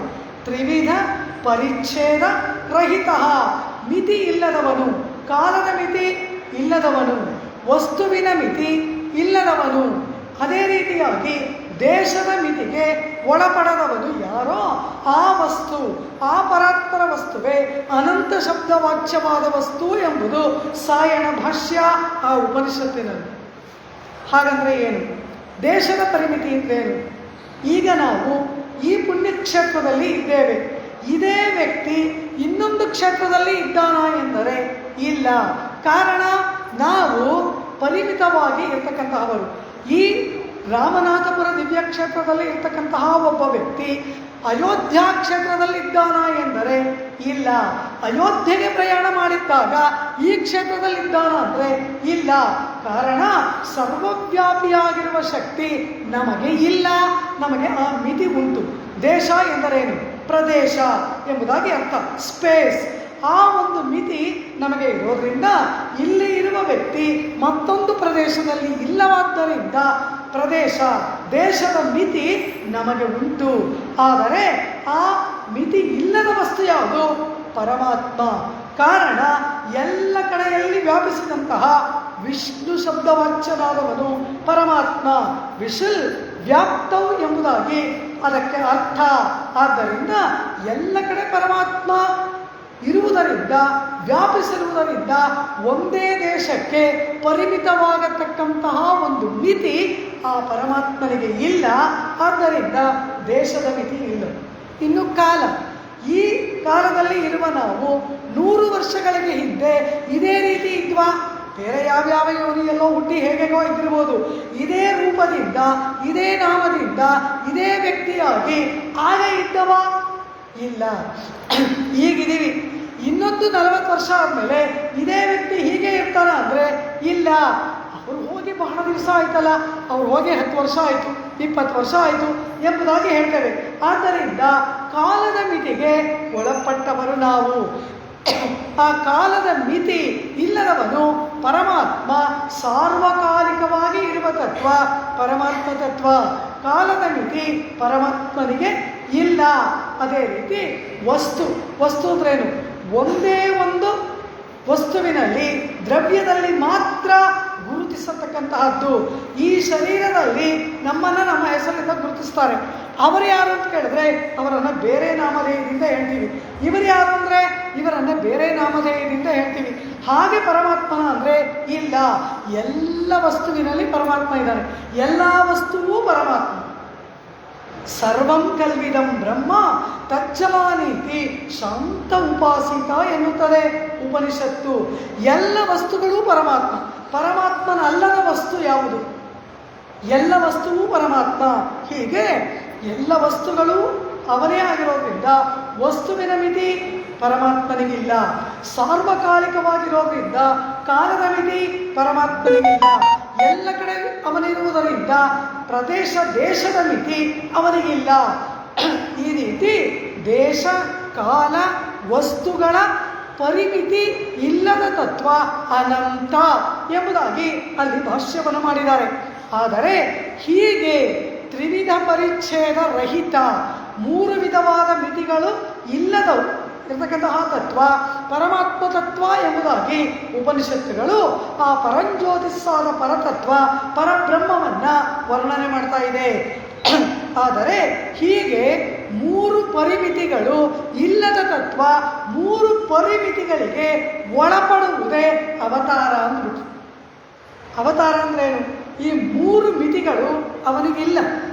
ಆದರೆ ಈ 3 ಮಿತಿಗಳಿಗೆ 3 ವಿಧವಾಗಿರ್ತಕ್ಕಂತಹ ಪರಿಚ್ಛೇದಕ್ಕೆ ಪರಮಾತ್ಮ ತನ್ನನ್ನು ಒಳಪಡಿಸಿಕೊಳ್ತಾನೆ. ಅದು ಹೇಗೆ ಅಂದರೆ ಅವತರತಿ. ಅವತರತಿ ಅಂದ್ರೇನು? ಸಂಗೀತದಲ್ಲಿ ಹೇಳ್ತೀವಿ ಆರೋಹಣ ಅವರೋಹಣ ಅಂತ. ಆರೋಹಣ ಅಂದರೆ ಮೇಲಕ್ಕೆ ಸ್ವರವನ್ನು ಏರಿಸುವುದು, ಅವರೋಹಣ ಕೆಳಕ್ಕೆ ಇಳಿಸುವುದು. ಪರಮಾತ್ಮನನ್ನು ಹೇಳುವಾಗ ಅವತಾರ ಶಬ್ದದಿಂದ ಹೇಳ್ತೀವಲ್ಲ, ಅದರ ಅರ್ಥ ಏನು? ಮೇಲಾದ ನೆಲೆಯಿಂದ ಕೆಳಮಟ್ಟಕ್ಕೆ ಇಳಿದು ಬರುವಿಕೆ. ಅಂದರೆ ತ್ರಿವಿಧ ಪರಿಚ್ಛೇದಗಳು ಇಲ್ಲದ ಪರಾತ್ಪರ ತತ್ವ 3 ಪರಿಚ್ಛೇದಗಳಿಗೆ ಒಳಪಟ್ಟು ಕೆಳಮಟ್ಟಕ್ಕೆ ಇಳಿದು ಬರುವಿಕೆ ಅವತಾರ ಎಂಬುದಾಗಿ ಪೂರ್ವಾಚಾರ್ಯರುಗಳು ನಮಗೆ ಪರಮಾತ್ಮನ ಅವತಾರ ಪದದ ಒಂದು ನಿರೂಪಣೆಯನ್ನು ಮಾಡಿಕೊಡ್ತಾರೆ. ಅಂದರೆ ಏನು? ಆ ಪರತತ್ವ ದೇಶದ ಮಿತಿ ಪರಮಾತ್ಮನಿಗಿಲ್ಲ. ಆದರೆ ಪರಮಾತ್ಮ ಶ್ರೀರಾಮನಾಗಿ ಅವತಾರ ಮಾಡಿ ಬಂದಾಗ ನಾವೇನು ಹೇಳ್ತೀವಿ? ರಾಮ ಈಗ ಅಯೋಧ್ಯೆಯಲ್ಲಿದ್ದಾನೆ, ರಾಮ ಈಗ ದಂಡಕಾವನದಲ್ಲಿದ್ದಾನೆ, ರಾಮ ಈಗ ಪಂಪಾ ತೀರದಲ್ಲಿದ್ದಾನೆ, ರಾಮ ಈಗ ಸಮುದ್ರ ತೀರದಲ್ಲಿದ್ದಾನೆ, ಲಂಕೆಯಲ್ಲಿದ್ದಾನೆ ಅಂತ ಹೇಳ್ತೀವಿ. ಅಂದರೆ ಪಂಪಾ ತೀರದಲ್ಲಿರುವ ರಾಮ ಅಯೋಧ್ಯೆಯಲ್ಲಿ ಇಲ್ಲ, ದಂಡಕಾವನದಲ್ಲಿರುವ ರಾಮ ಲಂಕೆಯಲ್ಲಿ ಇಲ್ಲ ಎಂಬುದಾಗಿ ಹೇಳ್ತೀವಿ. ಆದರೆ ಪರಮಾತ್ಮ ತತ್ವ ಹಾಗಲ್ಲ, ಎಲ್ಲ ಕಡೆ ಇದೆ, ದೇಶದ ಮಿತಿ ಇಲ್ಲ. ಈಗ ರಾಮನಾಗಿ ಬಂದಾಗ ದೇಶದ ಮಿತಿಗೆ ಪರಮಾತ್ಮ ತತ್ವ ಒಳಪಡುತ್ತಾನೆ. ಇನ್ನು ಕಾಲ, ರಾಮ ತ್ರೇತಾಯುಗದಲ್ಲಿ ಇದ್ದ, ದ್ವಾಪರದಲ್ಲಿ ಇಲ್ಲ, ಕೃತಯುಗದಲ್ಲಿ ಇಲ್ಲ, ಕಲಿಯುಗದಲ್ಲಿ ಇಲ್ಲ ಅಂತ ಹೇಳ್ತೀವಿ. ಕಾಲದ ಮಿತಿಗೆ ಒಳಪಟ್ಟಿತು ಪರಮಾತ್ಮ ತತ್ವ ರಾಮನಾಗಿ ಬಂದಾಗ. ಇನ್ನು ವಸ್ತು, ಪಕ್ಕದಲ್ಲಿ ನಿಂತವನನ್ನ ಲಕ್ಷ್ಮಣ ಅಂತೀವಿ, ಇವನನ್ನ ರಾಮ ಅಂತೀವಿ, ಅವಳನ್ನು ಸೀತೆ ಅಂತೀವಿ, ಅವನು ಭರತ, ಇವನು ಶತ್ರುಘ್ನ, ಇವನು ಹನುಮಾನ್ ಎಂಬುದಾಗಿ ಹೇಳ್ತೀವಿ. ಹನುಮಾನ್ ರಾಮನಲ್ಲವ? ಅಲ್ಲ. ರಾಮ ಎಂಬ ಒಬ್ಬ ವ್ಯಕ್ತಿ ಇದನ್ನಲ್ಲ, ಅವನನ್ನು ಮಾತ್ರ ರಾಮ ಅಂತೀವಿ. ಉಳಿದವರನ್ನ ಲಕ್ಷ್ಮಣ, ಭರತ, ಶತ್ರುಘ್ನ, ದಶರಥ, ಕೌಸಲ್ಯ ಎಂಬುದಾಗಿ ಬೇರೆ ನಾಮಗಳಿಂದ ಕರಿತೀವಿ. ಪರಮಾತ್ಮನಲ್ಲದ ವ್ಯಕ್ತಿ, ಪರಮಾತ್ಮನಲ್ಲದ ವಸ್ತು ಯಾವುದೂ ಇಲ್ಲ. ಆದರೆ ಈಗೇನು ಹೇಳ್ತೀವಿ? ರಾಮ ಎಂಬ ಒಂದು ಶರೀರ ವಸ್ತುವನ್ನು ಮಾತ್ರ ರಾಮ ಅಂತೀವಿ, ಉಳಿದದ್ದನ್ನು ಬೇರೆ ನಾಮಗಳಿಂದ ಕರಿತೀವಿ. ಹೀಗೆ ದೇಶದ ಮಿತಿ ಏರ್ಪಟ್ಟಿತು, ಕಾಲದ ಮಿತಿ ಏರ್ಪಟ್ಟಿತು, ವಸ್ತುವಿನ ಮಿತಿ ಏರ್ಪಟ್ಟಿತು. ಈ ಮೂರೂ ಮಿತಿಗಳು ಇಲ್ಲದ ಪರತತ್ವ ಮೂರೂ ಮಿತಿಗಳಿಗೆ ಒಳಪಡಿಸಿಕೊಂಡು ನಮ್ಮ ಮಟ್ಟಕ್ಕೆ ಇಳಿದು ಬರುವುದೇ ಅವತಾರ ಎಂಬುದಾಗಿ ಸ್ವಾಮಿ ನಂಬಿಳ್ಳೈ ತಿರುವಾಯ್ಮೊಳಿ ದಿವ್ಯ ಗ್ರಂಥದಲ್ಲಿ ಅದ್ಭುತವಾಗಿ ಪರಮಾತ್ಮನ ಅವತಾರದ ವೈಭವವನ್ನು ನಮಗೆ ನಿರೂಪಣೆ ಮಾಡಿ ತೋರಿಸಿಕೊಡ್ತಾರೆ. ಈ ರೀತಿ ತ್ರಿವಿಧ ಪರಿಚ್ಛೇದ ರಹಿತವಾದ ತತ್ವ ತ್ರಿವಿಧ ಪರಿಚ್ಛೇದಕ್ಕೆ ಒಳಪಟ್ಟು ಬರುವುದಕ್ಕೆ ಕಾರಣ ಏನು? ಯಾಕೆ ಪರಮಾತ್ಮ ಹೀಗೆ ಬರಬೇಕು? ಬ್ರಹ್ಮಾನಂದ ಭೂಯಿಷ್ಠವಾಗಿ ಪರಮಪದ ಸಾಮ್ರಾಜ್ಯದಲ್ಲಿ ಏಷಕ್ಕೇವ ಆನಂದಯಾತಿ ಆನಂದಂ ಬ್ರಹ್ಮಣೋ ವಿದ್ವಾನ್ ಎಂಬುದಾಗಿ ಆನಂದವೇ ಮೂರ್ತಿವೆತ್ತಂತೆ ಇರ್ತಕ್ಕಂತಹ ಆ ಪರಮಾತ್ಮ ಈ ಶೋಕಭರಿತವಾದ ಲೋಕಕ್ಕೆ ಯಾಕೆ ಬರಬೇಕು? நம்மாழ்வார் ಕೇಳ್ತಾರೆ, ನಾಟಿಲ್ ಪಿರಂದು ಪಡಾದನಪಟ್ಟು ಮನುಷ್ಯರ್ಕ ಪರಮಾತ್ಮ ಬ್ರಹ್ಮಾನಂದವೇ ನಿನ್ನ ಒಂದು ಗುಣ, ಅಂತಹ ಬ್ರಹ್ಮಾನಂದವಾಗಿ ನಲವಂದಮಿಲ್ಲದೋರ್ನಾಡು ಎಂಬುದಾಗಿ ಆನಂದಕ್ಕೆ ಅಂತ್ಯವೇ ಇಲ್ಲದ ಆ ವೈಕುಂಠ ದಿವ್ಯಧಾಮದಲ್ಲಿ ಇರ್ತಕ್ಕಂತಹ ನೀನು ಈ ಮಾನುಷವಾದ ಲೋಕದಲ್ಲಿ ಹುಟ್ಟಿ ಈ ಲೋಕದ ಮನುಷ್ಯರಿಗಾಗಿ ಪಡುಬಾರದ ಕಷ್ಟಪಡ್ತಾ ಹೀಗೆ ಗೋಳಾಡ್ತಿಯಲ್ಲ ಪರಮಾತ್ಮ ಯಾಕೆ ಅಂತ ಕೇಳ್ತಾರೆ நம்மாழ்வார். ನಾಟ್ಟಿಲ್ ಪಿರಂದು ಪಡಾದನ ಪಟ್ಟಿ ಮನುಷ್ಯರ್ಕ ಅಂತಾರೆ ಶ್ರೀರಾಮನನ್ನು ಉದ್ದೇಶಿಸಿ ಆಳ್ವಾರ್ ಆಡಿದ ಮಾತು. ಹೇ ರಾಮ, ಪತ್ನಿಯನ್ನು ಕಳೆದುಕೊಂಡು ಕಾಡು ಮೇಡಲ್ಲಿ ಅಲೆಯುತ್ತಾ ಹಸಿವು ಬಾಯಾರಿಕೆಗಳಿಂದ ಪೀಡಿತರಾಗಿ ಶೋಕಾಲಿಪ್ತನಾಗಿ ಹೀಗೆ ಇದೆಯಲ್ಲ, ಮನುಷ್ಯರಿಗಾಗಿ ಇಷ್ಟೆಲ್ಲ ಕಷ್ಟಪಡ್ತೀಯ ಅಂತ ಕೇಳ್ತಾರೆ ಆಳ್ವಾರ್. ಅವನನ್ನು ಕಂಡು ಆದರೆ ಹೀಗೆ ಬಂದದ್ದು ಯಾಕೆ? ಯಾಕೆ ಪರಮಾತ್ಮ ಹೀಗೆ ಕಷ್ಟಪಡ್ತಾ ನಮಗಾಗಿ ಲೋಕಕ್ಕೆ ಬರ್ತಾನೆ? ಪುರ್ಪ ಮೊದಲ ಪುಲ್ಲೆರುಂಬಾದಿ ಒಂದೆನ್ನಿಯೇ ನರ್ಪಾಲ ಕೊಯ್ತನನ್ ನಾನ್ಮೋಹನಾರ್ ಪೆತ್ತ ನಾಟುಳೇ. ಆ ಚತುರ್ಮುಖ ಬ್ರಹ್ಮನಿಂದ ಸೃಷ್ಟವಾದ ಈ ಲೋಕದಲ್ಲಿ ಇರುವ ಒಂದೊಂದು ಆತ್ಮವೂ ಕೂಡ ಒಂದು ಹುಲ್ಲು ಕಡ್ಡಿ ಕೂಡ ಪರಮಪದ ಸಾಮ್ರಾಜ್ಯಕ್ಕೆ ಬರಬೇಕು. ಸಾಂಸಾರಿಕವಾದ ಬಂಧನವನ್ನು ಕಳೆದುಕೊಂಡು ಪುಣ್ಯಪಾಪ ರೂಪವಾದ ಕರ್ಮದಿಂದ ಏರ್ಪಡುವ ಈ ಶರೀರದಿಂದ ಮುಕ್ತಿಯನ್ನು ಪಡೆದು ಆ ಬ್ರಹ್ಮಾನಂದ ಭೂಯಿಷ್ಠವಾದ ಪರಮಪದ ಸಾಮ್ರಾಜ್ಯಕ್ಕೆ ಪ್ರತಿಯೊಂದು ಆತ್ಮವು ಬರಬೇಕು ಎಂಬುದಕ್ಕಾಗಿ ಪರಮಾತ್ಮ ಹೀಗೆ ಬರ್ತಾನೆ ಎಂಬುದನ್ನು ಆಳ್ವಾರವೇ ತೋರಿಸ್ಕೊಟ್ರು. ಪುರ್ಪ ಮೊದಲ ಪುಲ್ಲೆರುಂಬಾದಿ ಒಂದಿನ್ನಿಯೇ ನರ್ಪಾಲ ಕೊಯ್ತನನ್. ಆ ಪರಮಪದ ಸಾಮ್ರಾಜ್ಯಕ್ಕೆ ನಮ್ಮೆಲ್ಲರನ್ನ ಕರ್ಕೊಂಡು ಹೋಗ್ಬೇಕು. ಈ ಆದಿವ್ಯಾಧಿಗಳಿಂದ ಕೂಡಿದ ಶೋಕ ಭೂಯಿಷ್ಠವಾದ ಈ ಲೋಕದಲ್ಲಿ ಯಾವ ಆತ್ಮವೂ ಇರಬಾರ್ದು. ಕಾರಣ ಆತ್ಮಸ್ವರೂಪ ಜ್ಞಾನ ಆನಂದವೇ ಜೀವಾತ್ಮನಿಗೆ ಸ್ವರೂಪ. ಪರಮಾತ್ಮನಿಗೆ ಶೇಷಭೂತನಾಗಿದ್ದು ನಿತ್ಯ ಕೈಂಕರ್ಯ ಮಾಡುವುದೇ ಜೀವಾತ್ಮನ ಸ್ವರೂಪ. ಅಂತಹ ಆತ್ಮ ಸಂಸಾರ ಮಂಡಲದಲ್ಲಿ ಪುಣ್ಯಪಾಪ ಕರ್ಮಗಳಿಗೆ ವಿಷಯನಾಗಿ ಯಾವ್ಯಾವುದೋ ಶರೀರಗಳನ್ನೆಲ್ಲ ಪಡೆದುಕೊಂಡು ಈ ಸಂಸಾರ ಮಂಡಲದಲ್ಲಿ ಪಡಬಾರದ ಕಷ್ಟವನ್ನು ಪಡುವುದನ್ನು ಕಂಡು ಸ ಏಕಾಕಿ ನರಮೇತ. ಆ ಪರಮಾತ್ಮ ಆನಂದವೇ ಇಲ್ಲದವನಾಗಿ ಕಣ್ಣೀರು ಹರಿಸುತ್ತಾ ನಮ್ಮನ್ನು ಕಂಡು ಅಯ್ಯೋ ಈ ಆತ್ಮಗಳು ಹೀಗೆ ಸಂಸಾರದಲ್ಲಿ ಬಿದ್ದು ಈ ರೀತಿ ಶೋಕ ಪಡ್ತಾ ಇದೆಯಲ್ಲ, ಆದಿವ್ಯಾಧಿಗಳಿಗೆ ಒಳಗಾಗಿ, ಆದಿ ಎಂದರೆ ಮನಸ್ಸಿನ ನೋವು, ವ್ಯಾಧಿ ಎಂದರೆ ಶರೀರಕ್ಕೆ ಏರ್ಪಡುವ ನೋವು, ಆದಿವ್ಯಾಧಿಗಳಿಗೆ ಸಿಲುಕಿ ಪಡಬಾರದ ಕಷ್ಟವನ್ನು ಪಡ್ತಾ ಜೀವಾತ್ಮ ತನ್ನ ಸ್ವರೂಪವನ್ನೂ ಮರೆತು ಪರಮಾತ್ಮನಾದ ನನ್ನನ್ನು ಮರೆತು ಹೀಗೆ ಅನೇಕಾನೇಕ ಯೋನಿಗಳಲ್ಲಿ ಹುಟ್ಟುವುದು ಮರಣಿಸುವುದು, ಜನಿಸುವುದು ಮರಣಿಸುವುದು, ಸಂಸಾರ ಚಕ್ರದಲ್ಲಿ ಸಿಲುಕಿ ಈ ದಿವ್ಯವಾಗಿರ್ತಕ್ಕಂತಹ ಆತ್ಮ ಈ ರೀತಿ ವಿಧ ವಿಧವಾದ ಶರೀರದಲ್ಲಿ ಸಿಲುಕಿ ಪಡಬಾರದ ಕಷ್ಟ ಪಡ್ತಾ ಇದೆಯಲ್ಲ ಎಂಬತಕ್ಕಂತಹ ಆ ಕರುಣೆ ಪರಮಾತ್ಮನನ್ನು ಪ್ರೇರೇಪಿಸಿದಾಗ ನಮಗಾಗಿ ಕಣ್ಣೀರಿಡುತ್ತಾ ಇರುವ ಆ ಪರಮಾತ್ಮ ನಮ್ಮ ಮೇಲಿನ ಪ್ರೇಮ ವಾತ್ಸಲ್ಯ ಸೆಳೆತ ಅಧಿಕವಾದಾಗ ನಮ್ಮನ್ನು ರಕ್ಷಣೆ ಮಾಡುವುದಕ್ಕಾಗಿ ಈ ಲೋಕಕ್ಕೆ ಇಳಿದು ಬರ್ತಾನೆ. ನಾವು ಅವನಿರುವ ಸ್ಥಳಕ್ಕೆ ಹೋಗುವುದಕ್ಕೆ ಸಾಧ್ಯವಿಲ್ಲ. ಕಾರಣ ನಮ್ಮ ಪುಣ್ಯಪಾಪ ಕರ್ಮಗಳು ಅಡಚಣೆಯಾಗಿವೆ. ಆದ್ದರಿಂದ ನಾವು ಅವನನ್ನು ಸೇರುವುದಕ್ಕೆ ಸಾಧ್ಯವಾಗದಿದ್ದಾಗ ಅವನು ನಮ್ಮ ಮಟ್ಟಕ್ಕೆ ಇಳಿದು ಬರ್ತಾನೆ, ನಮ್ಮೊಡನೆ ಕೂಡಿ ಇರ್ತಾನೆ, ನಮ್ಮೊಡನೆ ಒಂದಾಗಿ ಇದ್ದು ತನ್ನ ಅತ್ಯದ್ಭುತವಾದ ದಿವ್ಯ ಮಂಗಳ ರೂಪವನ್ನು ನಮಗೆ ತೋರಿ ಹೇಗಾದರೂ ಆತ್ಮ ಅವನ ಗುಣಗಳಿಗೋ ಅವನ ರೂಪಕ್ಕೋ ಅವನ ವೀರ್ಯಕ್ಕೋ ಅವನ ಸೌಶೀಲ್ಯಕ್ಕೋ ಯಾವುದಾದರೂ ಒಂದು ಗುಣಕ್ಕೆ ಒಲಿದು ತನ್ನ ಬಳಿಗೆ ಬರಲಿ, ಹಾಗೆ ಬಂದ ಆತ್ಮ ತನ್ನೊಡನೆ ಪರಮಪದಕ್ಕೆ ಬರಲಿ ಎಂಬತಕ್ಕಂತಹ ಶುಭ ಚಿಂತಕನಾಗಿ ಪರಮಾತ್ಮ ಈ ಲೋಕದಲ್ಲಿ ಅವತಾರ ಮಾಡಿ ಬರ್ತಾನೆ ಎಂಬುದಾಗಿ ಗೀತಾಚಾರ್ಯನಾದ ಪರಮಾತ್ಮ ಭಗವದ್ಗೀತೆಯಲ್ಲಿ ತಾನೇ ಈ ಮಾತನ್ನ ಅರ್ಜುನನಿಗೆ ಹೇಳ್ತಾನೆ. ನಾನು ಯಾಕೆ ಅವತಾರ ಮಾಡಿ ಬರ್ತಾನೆ? ಜನ್ಮ ಕರ್ಮಚಮೇ ದಿವ್ಯಂ ಏವಂ ಗೋವೇತ್ತಿ ತತ್ವತಃ.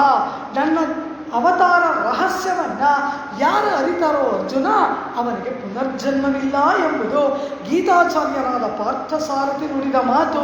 ಆ ಅವತಾರ ರಹಸ್ಯವೇನು? ನಮಗಾಗಿ ಪರಮಾತ್ಮ ಹೀಗೆ ಬಂದಿದ್ದಾನೆ.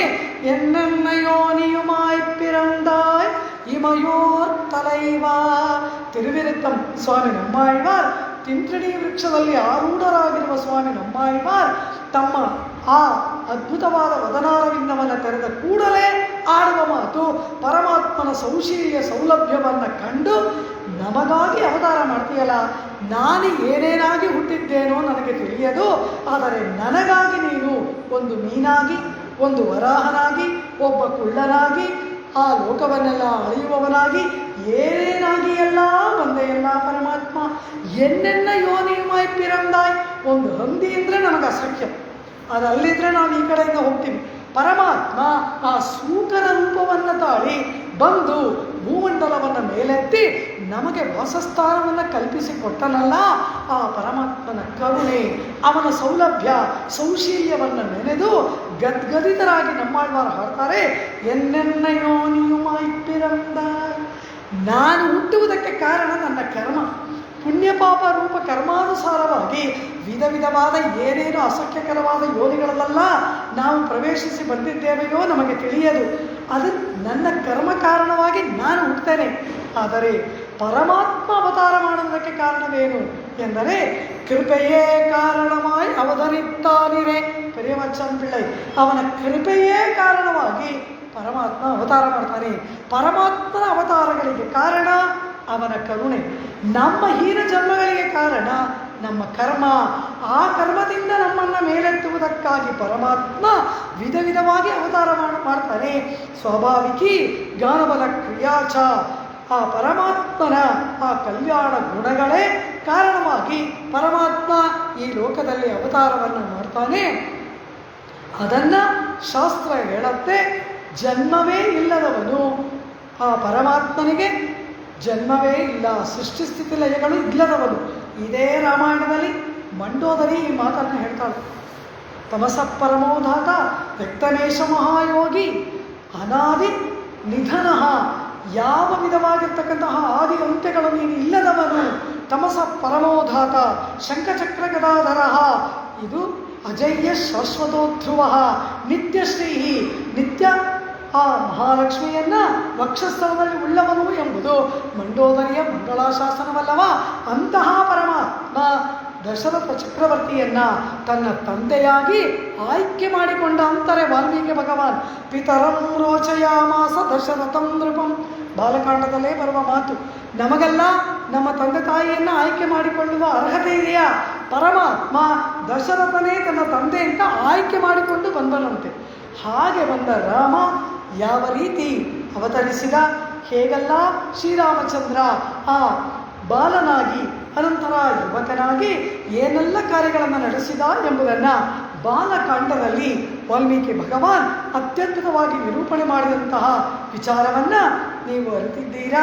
ಅದಕ್ಕೆ ಮೇಲೆ ಶ್ರೀರಾಮಚಂದ್ರನ ಇಡೀ ರಾಮಾಯಣದ ಪರಿಪೂರ್ಣವಾಗಿರ್ತಕ್ಕಂತಹ ಆ ರಾಮಾಯಣವೆಂಬ ವೃಕ್ಷಕ್ಕೆ ಬೀಜರೂಪವಾಗಿ ಇರ್ತಕ್ಕಂತಹ ಅತ್ಯದ್ಭುತವಾದ ಶ್ರೀರಾಮಾಯಣದ ಒಂದು ಪ್ರಸಂಗವೇ ಅಯೋಧ್ಯಾಕಾಂಡ. ಅಯೋಧ್ಯಾಕಾಂಡವನ್ನು ಶ್ರೀರಾಮಾಯಣಕ್ಕೆ ರಾಮಾಯಣ ವೃಕ್ಷದ ಬೀಜ ಎಂಬುದಾಗಿ ನಮ್ಮ ಪೂರ್ವಾಚಾರ್ಯರುಗಳು ವರ್ಣನೆ ಮಾಡಿದ್ದಾರೆ. ಕಾರಣ ಅಯೋಧ್ಯಾಕಾಂಡದಲ್ಲಿ ನಡೆಯತಕ್ಕಂತಹ ಪ್ರಸಂಗಗಳೇ ಇಡೀ ರಾಮಾವತಾರದ ಪೂರ್ಣತೆಗೆ ಅಡಿಪಾಯವಾಗಿ ಇರ್ತಕ್ಕಂತಹದ್ದು. ಶ್ರೀರಾಮಚಂದ್ರ ವಿಶ್ವಾಮಿತ್ರರ ಹಿಂಬಾಲಕನಾಗಿ ಹೋಗಿ ಇಮೌ ಸ್ವೌ ಮುನಿಶಾರ್ದೂಲ ಕಿಂಕರೌ ಸಮುಪಸ್ಥಿತೌ ಆಜ್ಞಾಪಯಯಥೇಷ್ಟಂ ವೈ ಶಾಸನಂ ಕರವಾವ ಕಿಂ. ವಿಶ್ವಾಮಿತ್ರರ ಹಿಂದೆ ಹೋಗುವ ರಾಮ ಅವರಿಗೆ ಕೈ ಮುಗಿದು ಹೇಳ್ತಾನಂತೆ, ನಿಮಗೆ ದಾಸಭೂತರು ಕಿಂಕರರು ನಾವು ಮುನಿವರ್ಯ. ಕಿಂಕರವು ಸಮುಪಸ್ಥಿತವು. ಕಿಂಕರ ಶಬ್ದದ ಅರ್ಥವೇನು? ಕಿಂಕರವಾಣಿ ಕಿಂಕರವಾಣಿ, ಏನು ಸೇವೆ ಮಾಡಲಿ ಏನು ಸೇವೆ ಮಾಡಲಿ ಏನು ಸೇವೆ ಮಾಡಲಿ ಅಂತ ಯಜಮಾನನ ಪಾದಗಳನ್ನು ಹಿಡಿದು ಅನವರತ ಅಂಗಲಾಚುವವನಿಗೆ ಕಿಂಕರ ಅಂತ ಹೆಸರು. ಹಾಗೆ ವಿಶ್ವಾಮಿತ್ರರ ಬಳಿಯಲ್ಲಿ ಕಿಂಕರರಾಗಿ ನಡೆದವರು ಈ ಇಬ್ಬರು ಬಾಲಕರು, ರಾಮ ಲಕ್ಷ್ಮಣರು. ಕಾಕಪಕ್ಷಧರಂ ವೀರಂ ಅಂತಾರೆ ವಾಲ್ಮೀಕಿ. ಇನ್ನೂ ರಾಮ ಊನಷೋಡಶ ವರ್ಷೋಮೇ ರಾಮೋ ರಾಜೀವಲೋಚನ. ದಶರಥ ಹೇಳ್ತಾನೆ 16 ಕೂಡ ಇನ್ನೂ ತುಂಬಲಿಲ್ಲ, ಇನ್ನೂ ರಾಮ ಈ ಕಿವಿಯ ಮೇಲೆ ಬರುವ ಹಾಗೆ ತಲೆ ಬಚ್ಕೋತಾ ಇದ್ದಾನಂತೆ. ಆ ಗುಂಗಿರು ಕೂದಲು ಪಕ್ಕಕ್ಕೆ ಬೈತಲೆ ತೆಗೆದು ಕೌಸಲ್ಯೆ ಕಿವಿಯ ಮೇಲೆ ಕೂದಲು ಬರುವಂತೆ ಬಾಚಿಸ್ತಾ ಇದ್ದಾಳೆ. ಇನ್ನೂ ಕುಡಿದ ಹಾಲಿನ ಗುರುತು ರಾಮನ ಗಲ್ಲದಲ್ಲಿ ಮಾಸಲಿಲ್ಲ. ವಿಶ್ವಾಮಿತ್ರರೇ, ಹೇಗೆ ಕಳುಹಿಸಲಿ ನಿಮ್ಮ ಹಿಂದೆ ರಾಕ್ಷಸ ವಧೆಗೆ ಅಂತ ಕೇಳ್ತಾನೆ ದಶರಥ. ಅಂಥ ಮುದ್ದಾದ ರಾಮ, ಅಂಥ 16 ತುಂಬದ ರಾಮ ವಿಶ್ವಾಮಿತ್ರರ ಹಿಂದೆ ನಡೆದು ಅನಂತರ ಯಾಗ ಸಂರಕ್ಷಣೆಯನ್ನು ಮಾಡಿ ಮಿಥಿಲಾ ನಗರಕ್ಕೆ ನಡೆದು ಆ ಧನುರ್ಭಂಗವನ್ನು ಮಾಡಿ ಸೀತೆಯೊಡನೆ ಹಿಂತಿರುಗಿ ಬಂದನಲ್ಲವ. ಅಲ್ಲಿಗೆ ಬಾಲಕಾಂಡ್ಯದ ಆ ಕೊನೆಯ ಶ್ಲೋಕವನ್ನು ವಾಲ್ಮೀಕಿ ಭಗವಾನ್ ಅದ್ಭುತವಾಗಿ ನಿರೂಪಣೆ ಮಾಡ್ತಾರೆ. ಅಯೋಧ್ಯಾನಗರದ ಜನಗಳು ಅಯೋಧ್ಯಾನಗರದ ಇಕ್ಕೆರೆಗಳಲ್ಲಿ ಕಿಕ್ಕಿರಿದು ನಿಂತಿದ್ದಾರಂತೆ. ಕಾರಣ, ನಮ್ಮ ರಾಮನ ಮುಂದೆ ಆ ಸೌಂದರ್ಯದ ಖನಿ ಪುಂಸಾಂ ಮೋಹನ ರೂಪಾಯಾಂತಿಮಲವ. ಹೇಗಿದ್ದಾನೆ ರಾಮ? ದಶರಥನೇ ಮೋಹಿಸ್ತಾನಂತೆ. ಚಂದ್ರಕಾಂತಾನಂ ರಾಮ ಅತೀವ ಪ್ರಿಯ ದರ್ಶನಂ. ಆ ರಾಮ ಹೇಗಿದ್ದಾನೆ? ಚಂದ್ರಕಾಂತಾನನಂ, ಪೌರ್ಣಿಮೆಯ ಚಂದ್ರನಂತೆ ಮುಖಮಂಡಲ ಅಂದ. ಪೌರ್ಣಿಮೆಯ ಚಂದ್ರನಿಗ ನನ್ನ ಮಗನನ್ನು ಹೋಲಿಸೋದು. ಆ ಚಂದ್ರ ನಾಳೆ ಅಮಾವಾಸ್ಯೆ ಬಂದರೆ ಕಾಣದೆ ಹೋಗ್ಬಿಡ್ತಾನೆ. ನನ್ನ ರಾಮನ ಮುಖ ಆಗ ಇಲ್ಲ ಇಲ್ಲ, ಅತೀವ ಪ್ರಿಯ ದರ್ಶನಂ. ರಾಮನ ಮುಖ ಸೌಂದರ್ಯಕ್ಕೆ ಆ ಚಂದ್ರನೂ ಸಾಟಿಯಲ್ಲ ಎಂಬುದನ್ನು ಅತೀವ ಪ್ರಿಯ ದರ್ಶನಂ ಎಂಬ ಮಾತಿನಿಂದ ಹೇಳ್ತಾನೆ. ಅದ್ಭುತವಾಗಿ ಗೋವಿಂದರಾಜನ ವ್ಯಾಖ್ಯಾನ. ಚಂದ್ರಕಾಂತಾನಂ ರಾಮ ಅತೀವ ಪ್ರಿಯ ದರ್ಶನಂ ರೂಪವು ದಾರಿಯ ಗುಣೈ ಪುಂಸಾಂ ದೃಷ್ಟಿ ಚಿತ್ತಾಪಹಾರಿಣಂ. ಹುಟ್ಟಿದಾಗಲಿನಿಂದ ನೋಡ್ತಾ ಇರ್ತಕ್ಕಂತಹ ದಶರಥನ ಆಡುವ ಮಾತು. ಯಾರೋ ಸೀತೆಯೋ ಒಂದು ಮತ್ತೊಬ್ಬ ಸ್ತ್ರೀಯೋ ಆಡುವ ಮಾತಲ್ಲ ಇದು. ರಾಮನ ಸೌಂದರ್ಯವನ್ನು ಕಂಡು ಅನವರತ ಮುಚ್ಚ ಹೋಗುವವನು ದಶರಥ ಚಕ್ರವರ್ತಿ. ಅಂಥ ಅದ್ಭುತವಾದ ರೂಪವಲ್ಲವ ರಾಮನದು. ಅಂತಹ ಆ ರೂಪದಿಂದ ಕೂಡಿದವನು ನಮ್ಮ ರಾಮ ಈಗ ವಿವಾಹಿತನಾಗಿ ಬರ್ತಾ ಇದ್ದಾನೆ. ಅಂದರೆ ಆ ಬಂಧು ಪತ್ನಿ ಹೇಗಿದ್ದಾಳೋ, ನಮ್ಮ ರಾಮ ಸೌಂದರ್ಯಕ್ಕೆ ಈಡು ಜೋಡಾಗುವ ಸೌಂದರ್ಯವತಿಯ, ಸೌಂದರ್ಯದ ಖನಿಯ ಎಂಬುದಾಗಿ ಅಯೋಧ್ಯಾವಾಸಿ ಜನಗಳಿಗೆ ತೀರದ ಕುತೂಹಲ. ಇಕ್ಕೆಲೆಗಳಲ್ಲಿ ಕಿಕ್ಕಿರಿದು ನಿಂತಿದ್ದಾರೆ. ರಾಮ ರಥಾರೂಢನಾಗಿ ಜನಕ ಚಕ್ರವರ್ತಿ ಪಟ್ಟಂತಹ ಅಪಾರವಾದ ಬಳುವಳಿಗಳ ಸಮೇತನಾಗಿ ಬರ್ತಾ ಇದ್ದಾನೆ. ವರ್ಣನೆ ಮಾಡ್ತಾರೆ ವಾಲ್ಮೀಕಿ ಭಗವಾನ್ ಬಾಲಕಾಂಡದ ಕೊನೆಯ ಶ್ಲೋಕ. ತಯಾ ಸದಾ ಶರ್ಷಿಸುತೋಭಿರಾಮಯ ಸಮೇವಾನುತ್ತಮ ರಾಜಕನ್ಯಯ ಅತೀವ ರಾಮ ಶುಶುಭೇತಿ ಕಾಮಯ ವಿಭುಶ್ರಿಯ ವಿಷ್ಣುರಿವಾಮರೇಶ್ವರ. ಬಾಲಕಾಂಡದ ಕೊನೆಯ ಶ್ಲೋಕ.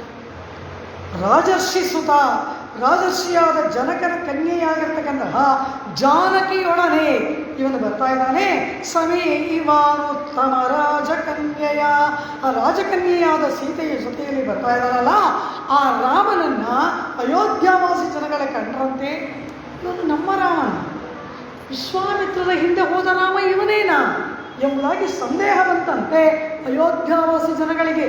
ಕಾರಣ ಏನು ಎಂದರೆ, ವಿಶ್ವಾಮಿತ್ರರ ಹಿಂದೆ ಹೋದ ರಾಮ ಬ್ರಹ್ಮಚಾರಿ ರಾಮ, ಈಗ ಬರ್ತಾ ಇರೋವನು ಸೀತಾಪತಿಯಾದ ರಾಮ. ಆ ಅತೀವ ರಾಮ ಶುಶುಭೇತಿ ಕಾಮಯ ಎಂಥ ಪದವನ್ನು ವಾಲ್ಮೀಕಿ ಭಗವಾನ್ ಪ್ರಯೋಗ ಮಾಡ್ತಾರೆ. ಶುಭೆ ಶುಶುಭೆ, ರಾಮ ಶುಶುಭೆ, ಅತೀವ ರಾಮ ಶುಶುಭೆ. 4 ಗುಣವಾಚಕಗಳು ಸೀತೆಯ ಪಕ್ಕದಲ್ಲಿ ಕುಳಿತು ಬರುವ ರಾಮನಿಗೆ. ಶುಭೆ ಅಂದ್ರೇನೆ ಅತ್ಯಂತ ಕಾಂತಿಯಿಂದ ಶೋಭಾಯಮಾನ. ಶುಶುಭೆ ಅದಕ್ಕೂ ಮೇಲ್ಪಟ್ಟ ಕಾಂತಿ. ರಾಮ ಶುಶುಭೆ, ಅಲ್ಲಿ ರಾಮ ಎಂಬುದು ರಾಮನ ಹೆಸರಲ್ಲ, ತೀವ್ರವಾದ ತೇಜಸ್ಸಿನಿಂದ ಕಂಗೊಳಿಸುವವನು ಎಂಬುದು ರಾಮ ಶಬ್ದದ ಅರ್ಥ. ಅದಕ್ಕೆ ಮೇಲೆ ಅತೀವ ರಾಮ ಶುಶುಭೆ, ಅಂದರೆ ಸೀತೆಯೊಳಗೂಡಿದ ರಾಮನಿಗೆ ಎಂತಹ ಅಪೂರ್ವವಾದ ತೇಜಸ್ಸು ಏರ್ಪಟ್ಟಿದೆ, ಕಾಂತಿ ಏರ್ಪಟ್ಟಿದೆ. ರಾಮನ ಸೌಂದರ್ಯ ಹೇಗೆ ಇಮ್ಮಡಿ ಮುಮ್ಮಡಿ ನೂರ್ಮಡಿಸಿದೆ ಅವಳ ಸಾನ್ನಿಧ್ಯದಿಂದ ಎಂಬುದನ್ನು ವಾಲ್ಮೀಕಿ ಭಗವಾನ್ ವರ್ಣನೆ ಮಾಡ್ತಾರೆ. ಅತೀವ ರಾಮ ಶುಶುವೇದಿ ಕಾಮಯ. ಇವನಿಗೆ ಯಾರನ್ನು ದೃಷ್ಟಾಂತವಾಗಿ ಕೊಡುವುದು? ವಿಭುಶ್ರಿಯ ವಿಷ್ಣುರಿವಾಮರೇಶ್ವರ. ಶ್ರೀ ಮಹಾಲಕ್ಷ್ಮಿಯೊಡಗೂಡಿದ ದೇವತೆಗಳಿಗೆ ಒಡೆಯನಾದ ವಿಷ್ಣುವಿನಂತೆ ಅಂತ ಹೇಳ್ತಾರೆ. ವಿಷ್ಣುವೇ ಇವನಲ್ಲವ. ಆ ವಿಷ್ಣುವೇ ಮಹಾಲಕ್ಷ್ಮಿಯಾದ ಸೀತೆಯೊಡಗೂಡಿ ಬರುವಾಗ ಇವರಿಗೆ ಯಾರನ್ನು ಉಪಮಾನವಾಗಿ ಹೇಳುವುದು? ಶ್ರೀಮನ್ನಾರಾಯಣನನ್ನೇ ಉಪಮಾನವಾಗಿ ಹೇಳಬೇಕು. ಅದನ್ನೇ ವಾಲ್ಮೀಕಿ ಹೇಳಿದ್ರು. ಅತೀವ ರಾಮ ಶುಶುವೇದಿ ಕಾಮಯ ಸಮೈವಾನುತ್ತಮ ರಾಜಕನ್ಯೆಯ ವಿಭುಶ್ರಿಯ ವಿಷ್ಣುರಿವಾಮರೇಶ್ವರ. ಅದ್ಭುತವಾಗಿ ಸೀತೆಯೊಡಗೂಡಿ ಬರುವ ರಾಮನನ್ನು ಕಂಡು ಅಯೋಧ್ಯಾವಾಸಿ ಜನಗಳು ಆನಂದ ತುಂಬಿಲರಾಗ್ತಾರೆ. ಅವರ ಆನಂದವನ್ನು ಕಂಡ ಕೂಡಲೇ ದಶರಥ ಚಕ್ರವರ್ತಿ ಶ್ರೀರಾಮನಿಗೆ ಪಟ್ಟಾಭಿಷೇಕ ಮಾಡುವ ಒಂದು ಚಿಂತನೆಯನ್ನು ಮಾಡ್ತಾನೆ. ಆ ಚಿಂತನೆ ಏರ್ಪಡುವುದಕ್ಕೆ ಮುನ್ನ ಇದು ರಾಮ ಮಾತ್ರವಲ್ಲ, ಲಕ್ಷ್ಮಣ, ಭರತ, ಶತ್ರುಘ್ನ, ದಶರಥನ 4 ಪುತ್ರರು ಕೂಡ ವಿವಾಹಿತರಾಗಿ ಅತ್ಯಂತ ವೈಭವದಿಂದ ಅಯೋಧ್ಯಾನಗರವನ್ನು ಪ್ರವೇಶ ಮಾಡಿ ವಿಜಹಾರ ಬಹುನ್ ಋತು ಅಂತಾಳೆ ಸೀತೆ.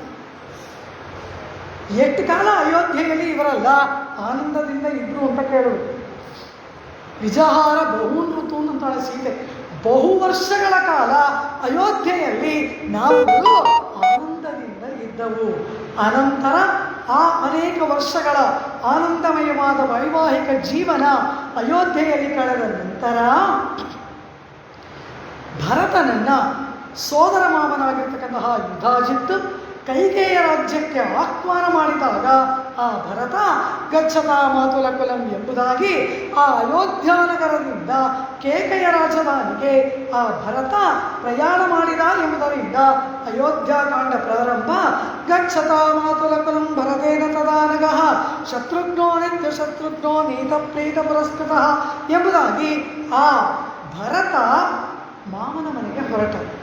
ಅವರೊಡನೆ ಶತ್ರುಘ್ನನು ಒಯ್ಯಲ್ಪಟ್ಟ ಅಂದರು. ಶತ್ರುಘ್ನ ಜೊತೆ ಓದಾನ್ಲಿಲ್ಲ ವಾಲ್ಮೀಕಿ. ನೀತಃ ಎಂಬುದಾಗಿ ಹೇಳೋದು ಅಂದರೆ ಏನು? ಒಬ್ಬ ವ್ಯಕ್ತಿ ಒಂದು ಕಡೆಯಿಂದ ಮತ್ತೊಂದು ಕಡೆಗೆ ಪ್ರಯಾಣ ಮಾಡುವಾಗ ಅವನ ಅನೇಕ ವಸ್ತುಗಳನ್ನು ತನ್ನ ಜೊತೆಯಲ್ಲಿ ತೆಗೆದುಕೊಂಡು ಹೋಗ್ತಾನೆ. ಅವನ ನಿತ್ಯೋಪಯೋಗಿಯಾದ ವಸ್ತುಗಳನ್ನು ಅವನ ಜೊತೆಯಲ್ಲಿ ಒಂದೂರಿಂದ ಇನ್ನೊಂದೂರಿಗೆ ಹೋಗುವಾಗ ತಗೊಂಡು ಹೋಗ್ತಾನಲ್ಲ, ಹಾಗೆಯೇ ಶತ್ರುಘ್ನನು ಒಯ್ಯಲ್ಪಟ್ಟ ಅಂದರು. ಅರ್ಥವೇನು? ಪರಮ ಭಾಗವತೋತ್ತಮನಾದ ಭರತನಿಗೆ ಪಾದ ಸೇವಕನಾಗಿ ಇದ್ದ ಶತ್ರುಘ್ನ ಭರತನಿಂದ ಒಯ್ಯಲ್ಪಟ್ಟ. ಅವನು ಭರತನಿಗೆ ಸೋದರ ಮಾವ, ಶತ್ರುಘ್ನಿಗೆ ಅಲ್ಲ. ಶತ್ರುಘ್ನ ಸುಮಿತ್ರಾ ಪುತ್ರ, ಭರತ ಕೈಕೇಯಿಯ ಪುತ್ರ. ಕೈಕೇಯಿಯ ಸಹೋದರ ಶತ್ರುಘ್ನಿಗೆ ಏನು ಸಂಬಂಧ? ಆದರೂ ಕೂಡ ಭರತನನ್ನು ಬಿಟ್ಟು ಅಗಲಿರಲಾರದವನು ಶತ್ರುಘ್ನ. ಶ್ರೀರಾಮಾಯಣದಲ್ಲಿ ಅದ್ಭುತವಾಗಿ ಕೆಲವು ವಿಚಾರಗಳನ್ನು ಪೂರ್ವಾಚಾರ್ಯಗಳನ್ನು ನಿರೂಪಣೆ ಮಾಡ್ತಾರೆ. 4 ಕುಮಾರರು ದಶರಥ ಚಕ್ರವರ್ತಿಗೆ ಅವತರಿಸಿದರಲ್ಲವ, ಈ 4 ಯಾವ ಸಂದೇಶವನ್ನು ನಮಗೆ ಕೊಡ್ತಾರೆ ಅಂತ ಕೇಳಿದ್ರು. ಸಾಮಾನ್ಯ ಧರ್ಮ, ವಿಶೇಷ ಧರ್ಮ, ವಿಶೇಷತರ ಧರ್ಮ, ವಿಶೇಷತಮ ಧರ್ಮ. ಈ 4 ಧರ್ಮಗಳನ್ನು ಲೋಕದಲ್ಲಿ ಸಾಮಾನ್ಯ ಮಾನವರಿಗೆ ತೋರಿಸಿಕೊಡುವುದಕ್ಕಾಗಿ ಪರಮಾತ್ಮ ತನ್ನನ್ನು 4 ಚತುರ್ವಿಧವಾಗಿ ತನ್ನನ್ನು ವಿಭಾಗ ಮಾಡಿಕೊಂಡು ದಶರಥ ಕುಮಾರನಾಗಿ ಅವತರಿಸಿದ ಅಂತ. ಏನಿದು?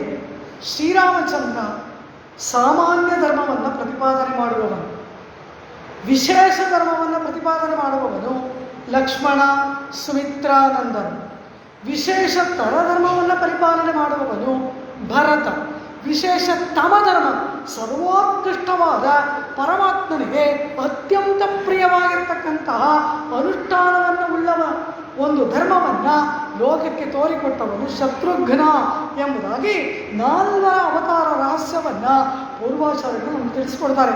ಅರ್ಥವೇನು ಎಂದರೆ, ಲೋಕದಲ್ಲಿ ಒಬ್ಬ ಸಾಮಾನ್ಯ ಮನುಷ್ಯನಾದವನು ಯಾವ ರೀತಿ ಇರಬೇಕು? ತಂದೆ ತಾಯಿಗಳಿಗೆ ವಿಧೇಯನಾಗಿರಬೇಕು, ತನ್ನ ಸಹೋದರಿಯರ ಜೊತೆಯಲ್ಲಿ ಪ್ರೀತಿ ವಾತ್ಸಲ್ಯದಿಂದ ಇರಬೇಕು. ವರ್ಣಾಶ್ರಮ ಧರ್ಮಗಳನ್ನು ಚಾಚೂತ ಆಯಾಯ ವರ್ಣಕ್ಕೆ ಹೇಳಲ್ಪಟ್ಟಂತಹದ್ದನ್ನ ಆಯಾಯ ವರ್ಣದಲ್ಲಿರುವವನು ಪರಿಪಾಲನೆ ಮಾಡುವುದು. ಆಯಾಯ ಆಶ್ರಮ ಬ್ರಹ್ಮಚರ್ಯ, ಗೃಹಸ್ಥ, ವಾನಪ್ರಸ್ಥ, ಸನ್ಯಾಸ ಆಶ್ರಮಗಳಿಗೆ ಅನುಗುಣವಾದ ಅನುಷ್ಠಾನಗಳನ್ನು ಆಯಾಯ ಆಶ್ರಮಗಳಲ್ಲಿ ಪರಿಪಾಲನೆ ಮಾಡಬೇಕು. ಲೋಕ ಎಂಬುದನ್ನು ತೋರಿದವನು ಅಂತಹ ಮಹೋನ್ನತವಾದ ವ್ಯಕ್ತಿಗೆ ನಾವು ಸೇವೆಯನ್ನು ಮಾಡಬೇಕು. ಅಂತಹ ಮಹಾನುಭಾವನ ಮಹತ್ತರವಾದ ಕಾರ್ಯಗಳಿಗೆ ಜೊತೆಗೂಡಬೇಕು. ಅವರ ಪಾದ ಸೇವೆಯನ್ನು ಮಾಡಬೇಕು. ಪಾದ ಛಾಯೆಯಂತೆ ಇಟ್ಟು ಸಾಮಾನ್ಯ ಧರ್ಮವನ್ನು ಪರಿಪಾಲನೆ ವಿಶೇಷ ಧರ್ಮ ಅದನ್ನು ತೋರಿಕೊಟ್ಟವನು ಲಕ್ಷ್ಮಣ. ಬಾಲ್ಯಾತ್ ಪ್ರಕೃತಿ ಸುಸ್ನಿಗ್ಧ ಲಕ್ಷ್ಮಣೋ ಲಕ್ಷ್ಮಿ ಸಂಪನ್ನ ಎಂಬುದಾಗಿ ವಾಲ್ಮೀಕಿಗಳು ಹೇಳ್ತಾರೆ. ಇದನ್ನ ಹುಟ್ಟಿದಾಗಿನಿಂದ ತೋರಿದವನು ಲಕ್ಷ್ಮಣ. ಯಾವಾಗಲೋ ಶತ್ರುಘ್ನರು ಜನಿಸಿದ್ದಾರೆ. ಅವರಿಗೆ 12ನೇ ದಿನ ಆಶೌಚಾದಿಗಳನ್ನು ಕಳೆದು ನಾಮಕರಣ ಇತ್ಯಾದಿಗಳನ್ನು ಮಾಡುವಾಗ ತೊಟ್ಟಿಲಿಟ್ಟಿದ್ದಾರೆ 4 ಮಕ್ಕಳಿಗೆ: ರಾಮ, ಭರತ, ಲಕ್ಷ್ಮಣ, ಶತ್ರುಘ್ನ. ರಾಮನಾದ ಮೇಲೆ ರಾಮ ಪುನರ್ವಸು ನಕ್ಷತ್ರದಲ್ಲಿ ಅವತರಿಸಿದ ಅದೇ ಕ್ರಮದಲ್ಲಿ ತೊಟ್ಟಲಿಟ್ಟಿದ್ದಾರೆ. ಆದರೆ ರಾಮ ಹೋ ಎಂಬುದಾಗಿ ರೋದನ ಮಾಡ್ತಾ ಇದೆ ಆ ಮಗು, ಕೌಸಲ್ಯೆಯ ಪುತ್ರ. ಅದೇ ರೀತಿಯಾಗಿ ಸುಮಿತ್ರೆಯ ಮಗನಾದ ಲಕ್ಷ್ಮಣನು ಕೂಡ ಅಪಾರವಾಗಿ ರೋದನ ಮಾಡ್ತಾ ಇದ್ದಾನಂತೆ. ಏನು ಮಾಡಿದ್ರು ಕೂಡ ಈ 2 ಮಕ್ಕಳ ಏನು ಮಾಡಿದ್ರು, ರಾಮನ ತೊಟ್ಟಿಲಲ್ಲೇ ಮಲಗಿಸಿದಾಗ 2 ಮಕ್ಕಳು ಆನಂದದಿಂದ ನಿದ್ರಿಸಿದವು. ಬಾಲ್ಯಾತ್ ಪ್ರವೃತ್ತಿ ಸುಸ್ನಿಗ್ಧ, ಹುಟ್ಟಿಲಾಗಿನಿಂದಲೇ ರಾಮನಿಗಾಗಿಯೇ ಇದ್ದವನು ಲಕ್ಷ್ಮಣ ಎಂಬುದನ್ನ ಬಾಲ್ಯಾತ್ ಪ್ರವೃತ್ತಿ ಸುಸ್ನಿಗ್ಧ ಕ್ಷಣ ಪರಮಾತ್ಮನಿಗೆ ದಾಸಭೂತನಾಗಿ ಇರುವಿಕೆ, ಆ ಲಕ್ಷಣವನ್ನ ರಾಮ ಪರಮಾತ್ಮ ರಾಮನಿಗೆ ಶೇಷಭೂತನಾಗಿ ಆತ್ಮನ ಶೇಷತ್ವವೆಂಬ ಲಕ್ಷಣವನ್ನ ನಿರೂಪಣೆ ಮಾಡಿ ತೋರಿದವನು ಲಕ್ಷ್ಮಣ. ಯಾವ ಕಾಲಕ್ಕೂ ರಾಮನಿಂದ ಬೇರಾಗಲೇ ಇಲ್ಲ.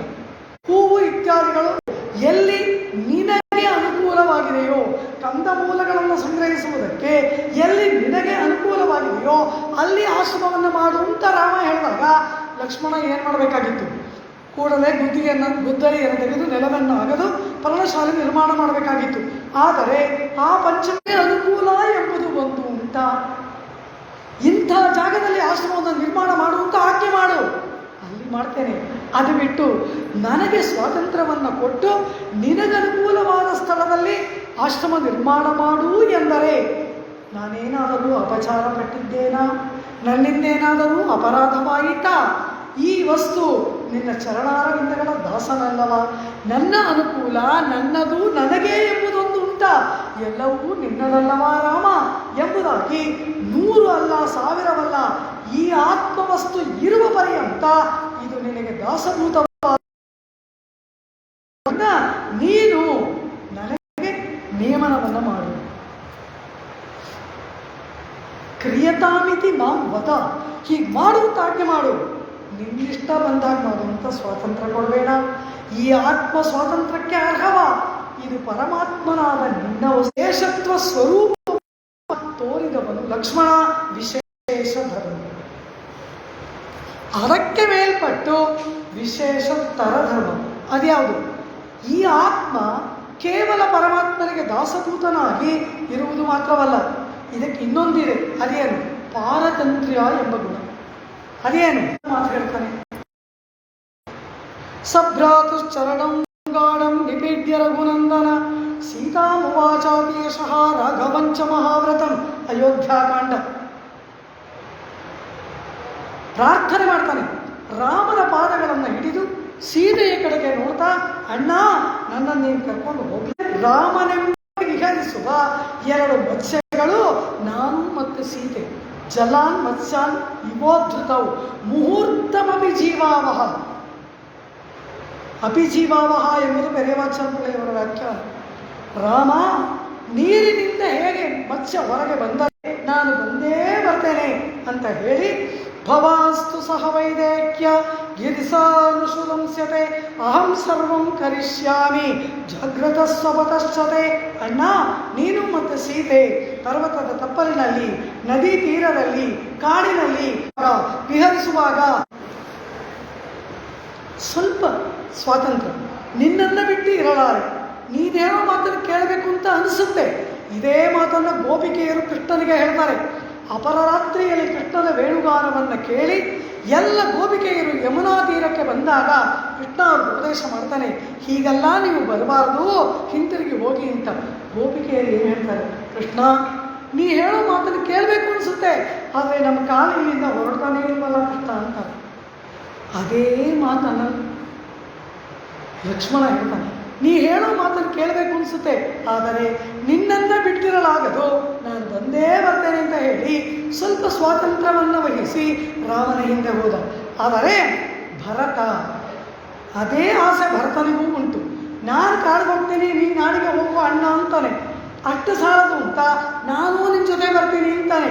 ಇದಾವುದಕ್ಕೂ ರಾಮ ಒಪ್ಪದೆ, ತಂದೆಯ ಆಜ್ಞೆ, ನಿನಗೆ ನಾಡು ನನಗೆ ಕಾಡು, ನೀನು ಹೋಗಲೇಬೇಕು ಅಂದಾಗ ಆ ಭರತ ರಾಮನಿಗೆ ಪರತಂತ್ರನಾಗಿ ಸ್ವಾತಂತ್ರ್ಯವನ್ನು ವಹಿಸದೆ ರಾಮನ ಮಾತನ್ನು ಪಾಲಿಸಿದ. ಲಕ್ಷ್ಮಣ ರಾಮಾಜ್ಞೆ ಪಾಲಿಸಲಿಲ್ಲ. ರಾಮನ ಮೇಲಿನ ಪ್ರೇಮವೇ ಆ ಲಕ್ಷ್ಮಣನನ್ನು ಪ್ರಚೋದಿಸಿದರೂ ಕೂಡ ಸ್ವಾತಂತ್ರ್ಯ ವಹಿಸಿ ರಾಮನ ಹಿಂದೆ ಹೋದವರು ಲಕ್ಷ್ಮಣ ಶೇಷತ್ವದ ಮಟ್ಟದಲ್ಲಿ ನಿಂತ. ಆದರೆ ಭರತ ಪರತಂತ್ರ ಇಟ್ಟ, ನೀನು ಹೇಗಿಟ್ರೆ ಹಾಗಿರ್ತೀನಿ ರಾಮ, ನೀನು ಏನನ್ನ ಆಜ್ಞೆ ಮಾಡ್ತೀಯಾ ಅದನ್ನು ಪಾಲಿಸುವುದೇ ನನಗೆ ಸ್ವರೂಪ ಎಂದವನು ಭರತ. ಆ ರೀತಿ ರಾಮನಿಗೆ ಪರತಂತ್ರನಾಗಿ, ಪಾರತಂತ್ರ ಅಂದ್ರೇನು, ಕೈಯಲ್ಲಿ ಒಂದು ತಕ್ಷಣ ಕೆಳಗಡೆ ಬಿದ್ದೋಗುತ್ತೆ. ಪಾರತಂತ್ರ್ಯ ಅದು ವಿಶೇಷತರ ಧರ್ಮ, ಅದನ್ನು ತೋರಿದವನು ಭರತ. ಆದರೆ ನಮ್ಮ ಪೂರ್ವಾಚಾರ್ಯಗಳು ವಿವೇಚನೆ ಮಾಡ್ತಾರೆ, ಶ್ರೀರಾಮಚಂದ್ರನಿಗೆ ತನ್ನ 3 ಸಹೋದರರಲ್ಲಿ ಯಾರ ಮೇಲೆ ಅಧಿಕ ಪ್ರೇಮ ಅಂತ ಕೇಳಿದ್ರು. ಹೇಗಿದ್ದ ಅಂದ್ರು, ಒಳಗೆ ಬೆಂಕಿಯನ್ನು ಇಟ್ಟುಕೊಂಡ ಮರದಂತೆ ಇದ್ದ. ನೋಡಿದ್ರೆ ಮೇಲ್ಗಡೆ ಮರ, ಆದರೆ ಆ ಮರದ ಒಳಗಡೆ ಉರಿತಾ ಇರುತ್ತೆ ಅಗ್ನಿ. ಆ ಒಣಗಿದ ಮರವನ್ನು ತೆಗೆದು ಒಲೆಗಿಟ್ಟ ತಕ್ಷಣ ಭಗ್ಗಂತ ಹತ್ಕೊಳ್ಳುತ್ತೆ. ಕಾರಣ ಅದ್ರ ಒಳಗಡೆ ಅಷ್ಟು ಶಾಖ ಇದೆ. ಕಂಬರಾಮಾಯಣದಲ್ಲಿ ಒಂದು ಮಾತು ಬರುತ್ತೆ, ಒಂದು ಹೂವನ್ನು ಚಿತ್ರವನ್ನು ಬರಿ ಅಂದರೆ ಬರಿಬಹುದು, ಅದರ ಬಣ್ಣ, ಅದರ ಆಕಾರ ಎಲ್ಲ ಬರಿಬಹುದು. ಹೂವಿನ ವಾಸನೆಯನ್ನು ಬರಿ ಅಂದರೆ ಹೇಗೆ ಬರೆಯೋದು? ಚಿತ್ರದಲ್ಲಿ ಹೂವಿನ ಪರಿಮಳವನ್ನು ಬರೆಯೋಕೆ ಸಾಧ್ಯವಾ? ರಾಮನ ಚಿತ್ರವನ್ನು ಬರಿ ಅಂದರೆ ಬರಿಬಹುದು, ಲಕ್ಷ್ಮಣನ ಚಿತ್ರ ಬರಿ ಅಂದರೆ ಬರಿಬಹುದು. ರಾಮನ ವಿರಹದ ಚಿತ್ರ ಬರಿ ಅಂದರೆ ಹೇಗೆ ಬರೆಯೋದು? ವಿರಹ ಎಂಬುದು ಭಾವನೆ, ವಿರಹದ ಚಿತ್ರವನ್ನು ಹೇಗೆ ಬರೆಯೋದು? ಅದು ಒಂದು ಅಮೂರ್ತವಾದಂತಹ ಒಂದು ವಿಷಯ. ಬರೀಬಹುದು ಅಂತಾನೆ ಕಂಬನಾಟ್ಟಾಳ್ವ ತಮಿಳಿನಲ್ಲಿ ರಾಮಾಯಣ ಗ್ರಂಥವನ್ನು ರಚನೆ ಮಾಡಿದಂತಹ ಕಂಬನಾಟ್ಟಾಳ್ವ ರಾಮನ ವಿರಹದ ಚಿತ್ರವನ್ನು ಬರೀಬಹುದು ಅಂತಾನೆ. ಹೇಗೆ ಅಂದರು, ನಂದಿಗ್ರಾಮದಲ್ಲಿದ್ದ ಭರತನ ಚಿತ್ರವನ್ನು ಬರೆದರೆ ರಾಮನ ವಿರಹದ ಚಿತ್ರವನ್ನು ಬರೆದಂತೆ. ರಾಮ ವಿರಹವೇ ಮೂರ್ತಿವೆತ್ತವ ಭರತ. ರಾಮ ಲಕ್ಷ್ಮಣನೊಡನೆ ಕಾಡಲ್ಲಿ ಮಾತಾಡುವಾಗ ಈ ಮಾತು ಹೇಳ್ತಾನೆ, ಸುಕುಮಾರ ಸುಖೋಚಿತ ಕಥನ್ ಅಪರರಾತ್ರೇಶು ಸರಯೂಮವಗಾಹತೆ. ಆ ಸುಕುಮಾರನಾದ ನನ್ನ ಮುದ್ದು ತಮ್ಮನಾದ ಭರತನಿಂದ ಸರಯೂ ನದಿಯಲ್ಲಿ ಹೋಗಿ ಭರತ ಸ್ನಾನ ಮಾಡ್ತಾನಂತೆ. ಇದನ್ನು ರಾಮ ನೋಡಿಲ್ಲ. ರಾಮ ಕಾಡಲ್ಲಿದ್ದಾನೆ, ಭರತ ನಂದಿಗ್ರಾಮದಲ್ಲಿದ್ದಾನೆ. ಆದರೆ ಭರತನ ಮನಸ್ಥಿತಿಯನ್ನು ಅರಿತ ರಾಮ ನೋಡುವ ಮಾತು ಸರಯೂಮವಗಾಹತೆ. ಹೇಗೆ ಸ್ನಾನ ಮಾಡ್ತಾನೋ, ಆದರೆ ಅಲ್ಲಿ ಸ್ನಾನ ಮಾಡ್ತಾನೆ ಎಂದು ಕಾರಣ ರತ್ನಗಳು. ಕಥೆಯನ್ನು ನಾವು ಪಾರಾಯಣ ಮಾಡ್ತೀವಿ, ಕಥೆಯನ್ನು ಓದ್ತೀವಿ, ಆದರೆ ಅದರ ಒಳಗಿರ್ತಕ್ಕಂತಹ ಆ ಮುತ್ತಿದೆಯಲ್ಲ, ರಾಮಾಯಣದ ಮಹಾಸಾಗರದ ಆಳಕ್ಕೆ ಇಳಿಬೇಕು. ಸಮುದ್ರ ತೀರದಲ್ಲಿ ನಿಂತರೆ ಬರೀ ಮರಳು ಸಿಗುತ್ತೆ, ಇನ್ನು ಸ್ವಲ್ಪ ಹೋದರೆ ಒಂದಿಷ್ಟು ಉಪ್ಪು ಸಿಗಬಹುದು. ಆ ಒಂದು ಪ್ರದರ್ಶನವನ್ನು ಜ್ಞಾನ ಜ್ಯೋತಿಯರ ಪೂರ್ವಾಚಾರ್ಯಗಳು ಬೆಳಗಿಸಿಕೊಟ್ಟಿದ್ದಾರೆ. ಕಥನ್ ಅಪರರಾತ್ರೇಶು ಸರಯೂ ಮಮಗಾಹತೆ. ರಾಮನ ಮಾತು ಭರತನ ಬಗ್ಗೆ. ಆದರೆ ಆ ಭರತ ಅಂಥ ವಿರಹದಲ್ಲಿ ಇದ್ದ. ಹಾಗೆ ಆ ಭರತ ಪಾರತಂತ್ರ್ಯ ರಾಮಾಜ್ಞೆಯ ರಾಮನಿಗೆ ಶತ್ರುಘ್ನ ಏನಿದೆ ಅನ್ಯಾಯ. ಅನವರದ ಸೇವೆ ಮಾಡಿದವನು ಲಕ್ಷ್ಮಣ. ರಾಮ ವಿರಹವೇ ಮೂರ್ತಿವೆತ್ತವನಾಗಿ ರಾಮನಿಗೆ ರಾಜ್ಯವನ್ನು ಹಿಂತಿರುಗಿಸುವುದಕ್ಕೆ ಚಾತಕ ಪಕ್ಷಿಯಂತೆ ಕಾದು ಕುಳಿತಿದ್ದವನು ಪರತಂತ್ರನಾದ ಭರತ. ಶತ್ರುಘ್ನ ರಾಮನಿಗೆ ಏನು ಪರಮ ಭಾಗವತೋತ್ತಮನಿಗೆ ಎಡಬಿಡದ ಛಾಯೆಯಂತೆ ಇದ್ದು ಸೇವೆ ಮಾಡಿದವನು ಶತ್ರುಘ್ನ. ಪರಮಾತ್ಮನಿಗೆ ತನಗೆ ಸೇವೆ ಮಾಡುವವರಿಗಿಂತಲೂ ತನ್ನವರಿಗೆ ಸೇವೆ ಮಾಡುವವರು ಅತಿ ಪ್ರಿಯರಾದವರಲ್ಲವ. ಅಮಲನಾದಿಮಿರಾನ್ ಅಡಿಯಾರ್ಕೆಯನ್ನೇ ಅಳ್ಪಡುತ್ತವಿಮ. ಅಂತ್ಯಕುಲದಲ್ಲಿ ಕಾವೇರಿಯ ತೀರದಲ್ಲಿ ನಿಂತು ಶ್ರೀರಂಗ ದಿವ್ಯಧಾಮದಲ್ಲಿರುವ ರಂಗನಾಥನನ್ನ ಊಹೆ ಮಾಡಿಕೊಂಡು ತಮ್ಮ ಮನಸ್ಸಾಮ್ರಾಜ್ಯದಲ್ಲಿ ಗಾನ ಮಾಡಿದವರು ತಿರುಪ್ಪಾನಾಳ್ವಾರ್. ದೇವಾಲಯದಲ್ಲಿ ಪ್ರವೇಶವಿಲ್ಲ, ಪಾಣರ್ಕುಲದಲ್ಲಿ ಅವತರಿಸಿದ್ದರಿಂದ ತಿರುಪ್ಪಾನಾಳ್ವಾರರಿಗೆ ತಮ್ಮ ಭುಜದ ಮೇಲೆ ವಿಜಯ ಮಾಡಿಸಿಕೊಂಡು ಗರ್ಭಗೃಹಕ್ಕೆ ಕರೆತಂದು ಪರಮಾತ್ಮನ ಮುಂದೆ ನಿಲ್ಲಿಸುತ್ತಾರೆ. ಎಂದೂ ಕಾಣದ ಅಪೂರ್ವವಾದ ಪಚ್ಚೆ ಮಾಮಲೆ ಪೋಲ್ಮೇನಿ ಪವಳವಾಯ್ ಕಮಲ ಚಂಗಣ್. ಪರಮಾತ್ಮ ನೀಲಮೇಘ ಶ್ಯಾಮಲ ಮೂರ್ತಿಯಾಗಿ ಸುಂದರವಾದ ಕೆಂಪಾದ ತುಟಿಗಳಾಗಿ ಆ ನೀಂಡವ ಪೆರಿಯವಾಯ ಕಂಗಳ್ ತಾವರೆಯಂತೆ ಆಕರ್ಣ ದೀರ್ಘಾಯನಂ ಕಿವಿಯವರೆಗೂ ಇರತಕ್ಕಂತಹ ಅರಳಿದ ಸುಂದರವಾದ ರಂಗನಾಥನ ನೇತ್ರ ಈ ಅದ್ಭುತವಾದ ಶಯನ ಭಂಗಿಯನ್ನು ತಿರುಪ್ಪಾನಾಯ್ಡ. ಪರಮಾತ್ಮನ ಎಲ್ಲ ಭಂಗಿಗಳಿಗಿಂತ ರಮಣೀಯವಾದ ಭಂಗಿ ಯಾವುದು ಅಂದರೆ ಶಯನ ಭಂಗಿ ಅಂತ ಆಳ್ವಾರುಗಳ ಅನುಭವ. ಕಿಡಂದದೋರ್ ಕಿಡಕ್ಕೆ ಕಂಡು ಆ ಶಯನ ಮಾಡಿಕೊಂಡ ಭಂಗಿಯನ್ನು ಕಂಡು ಕಲ್ತಿದ್ದೀರಾ ಅಂತ. ಪಾಪ ಅವ್ರಿಗೆ ಗೊತ್ತಿಲ್ಲ ನಮಗಿನ್ನೂ ಬೇರೆ ಬೇರೆ ವಿಷಯಗಳು ತುಂಬ ಇದೆ ಅಂತ. ಆಳ್ವಾರನಿಗೆ ಭಗವದ್ ವಿಷಯ ಒಂದೇ, ನಮಗೆ ತುಂಬ ಇದೆಯಲ್ಲ ಅನುಭವಿಸೋಕ್ಕೆ. ಪರಮಾತ್ಮನನ್ನು ನಾವು ಸುಮ್ಮನೆ ಹೀಗೆ ಹೇಳ್ಬಿಡ್ತಾನೆ ಬರ್ತೀವಿ, ನಮಗೆಲ್ಲಿ ಕರಗುವಷ್ಟು ವ್ಯವಧಾನ ಉಂಟು. ಆಳ್ವಾರರು ಹೇಳ್ತಾರೆ ಆ ಪರಮಾತ್ಮನನ್ನು ಕಂಡು ತಿರುಪ್ಪಾನಾಳ್ವಾರ್. ಆದರೆ ಅವ್ರು ಏನು ಹಾಡಿದ್ರು, ಪರಮಾತ್ಮನನ್ನು ಬಿಟ್ಬಿಟ್ರು. ಅಮಲನ್ ವಿಮಲನ್ ನಿರ್ಮಲನ್ ನೀನಿವಾರವನ್ ಇದೆಲ್ಲ ಕೊಂಡಾಡ್ಬಿಟ್ಟು ಏನು ಹೇಳ್ತಾರೆ, ಅಡಿಯಾರ್ಕೆಯನ್ನೇ ಅಲ್ಪಡುತ್ತ ವಿಮಲನ್. ನಿನಗೆ ನನ್ನನ್ನು ದಾಸನಾಗಿ ಮಾಡಿಕೊಂಡೆ ಅಂತ ಹೇಳಿಲ್ಲ, ನಿನ್ನ ದಾಸರಿಗೆ ನನ್ನನ್ನು ದಾಸನ ರತ್ನದಂತೆ. ಸ್ವಾಮಿ ವೇದಾಂತ ದೇಶಕರ ಗಾನ ಮಾಡ್ತಾರೆ. ಮಣಿವರ ಇವ ಶೌರೇ ನಿತ್ಯ ಹೃದ್ಯೋಪಿ ಜೀವ ಎಂಬ ವಿಷ್ಣು ಪುರಾಣ ಶ್ಲೋಕವನ್ನು ಹಾಗೆ ಪುರುಡಂ ಮಣಿವರ ಮಾಹ ಎಂಬುದಾಗಿ ವೇದಾಂತ ದೇಶಕರ ಶ್ರೀಸೂಕ್ತಿ. ಕೌಸ್ತುಭ ಮಣಿಯಂತೆ ಇರುವುದು ಈ ಜೀವಾತ್ಮ ತತ್ವ. ಪರಮಾತ್ಮನ ಬಳಿಗೆ ಈ ಆತ್ಮ ಹೋಗಿ ಶರಣಾಗತಿ ಮಾಡಿದಾಗ ಆ ಅನರ್ಘ್ಯವಾದ ಕೌಸ್ತುಭ ರತ್ನದಂತಿರುವ ಆತ್ಮವನ್ನ ಪರಮಾತ್ಮ ಏನು ಮಾಡ್ತಾನೆ, ತಾನು ಇಟ್ಕೋತಾನ. ಅಂದರು ನಮಗೇನಾದರೂ ಒಂದು ಅಪೂರ್ವವಾದ ವಸ್ತು ದೊರಕರೆ ನಾವೇನು ಮಾಡ್ತೀವಿ, ನಮಗೆ ಯಾವುದು ತುಂಬ ಪ್ರಿಯರಾದವರು ಅವರು ಕೊಡಬೇಕು ಅನ್ಸುತ್ತೆ. ಹಾಗೆ ಈ ಜೀವಾತ್ಮ ವಸ್ತು ಪರಮಾತ್ಮನಿಗೆ ಲಭಿಸಿದಾಗ ಅವನಿಗೆ ಪರಮಪ್ರಿಯರಾದ ಭಾಗವತೋತ್ತಮರಿಗೆ ಆ ಜೀವಾತ್ಮವನ್ನು ಕೊಟ್ಬಿಡ್ತಾನಂತೆ. ಅಡಿಯಾರ್ಕ್ ಎನ್ನೈ, ಈ ಜೀವಾತ್ಮವನ್ನ ಅಡಿಯಾರ್ಕ್ ನಿನ್ನ ಭಕ್ತರಿಗೆ ಆಳ್ಪಾಡ್ತಾರಲ್ಲವಾ. ಶೇಷತ್ವ ಶತ್ರುಘ್ನ ಭರತನಿಗೆ ದಾಸನಾದವನು ರಾಮನಿಗೆ ಪರಮಪ್ರಿಯ ಅಂತ ಬಿಟ್ಟು. ಇಂತಹ ಅಪೂರ್ವ ವಿಚಾರಗಳೆಲ್ಲವನ್ನ ಪೂರ್ವಾಚಾರ್ಯರು ನಮಗೆ ತಿಳಿಸಿಕೊಡ್ತಾರೆ. ಆದ್ದರಿಂದಲೇ ಈ ಶತ್ರುಘ್ನ ನಾನೂ ಬರ್ತೀನಿ ಅಂತ ಭರತನ ಜೊತೆ ಹೊರಡಲಿಲ್ಲ.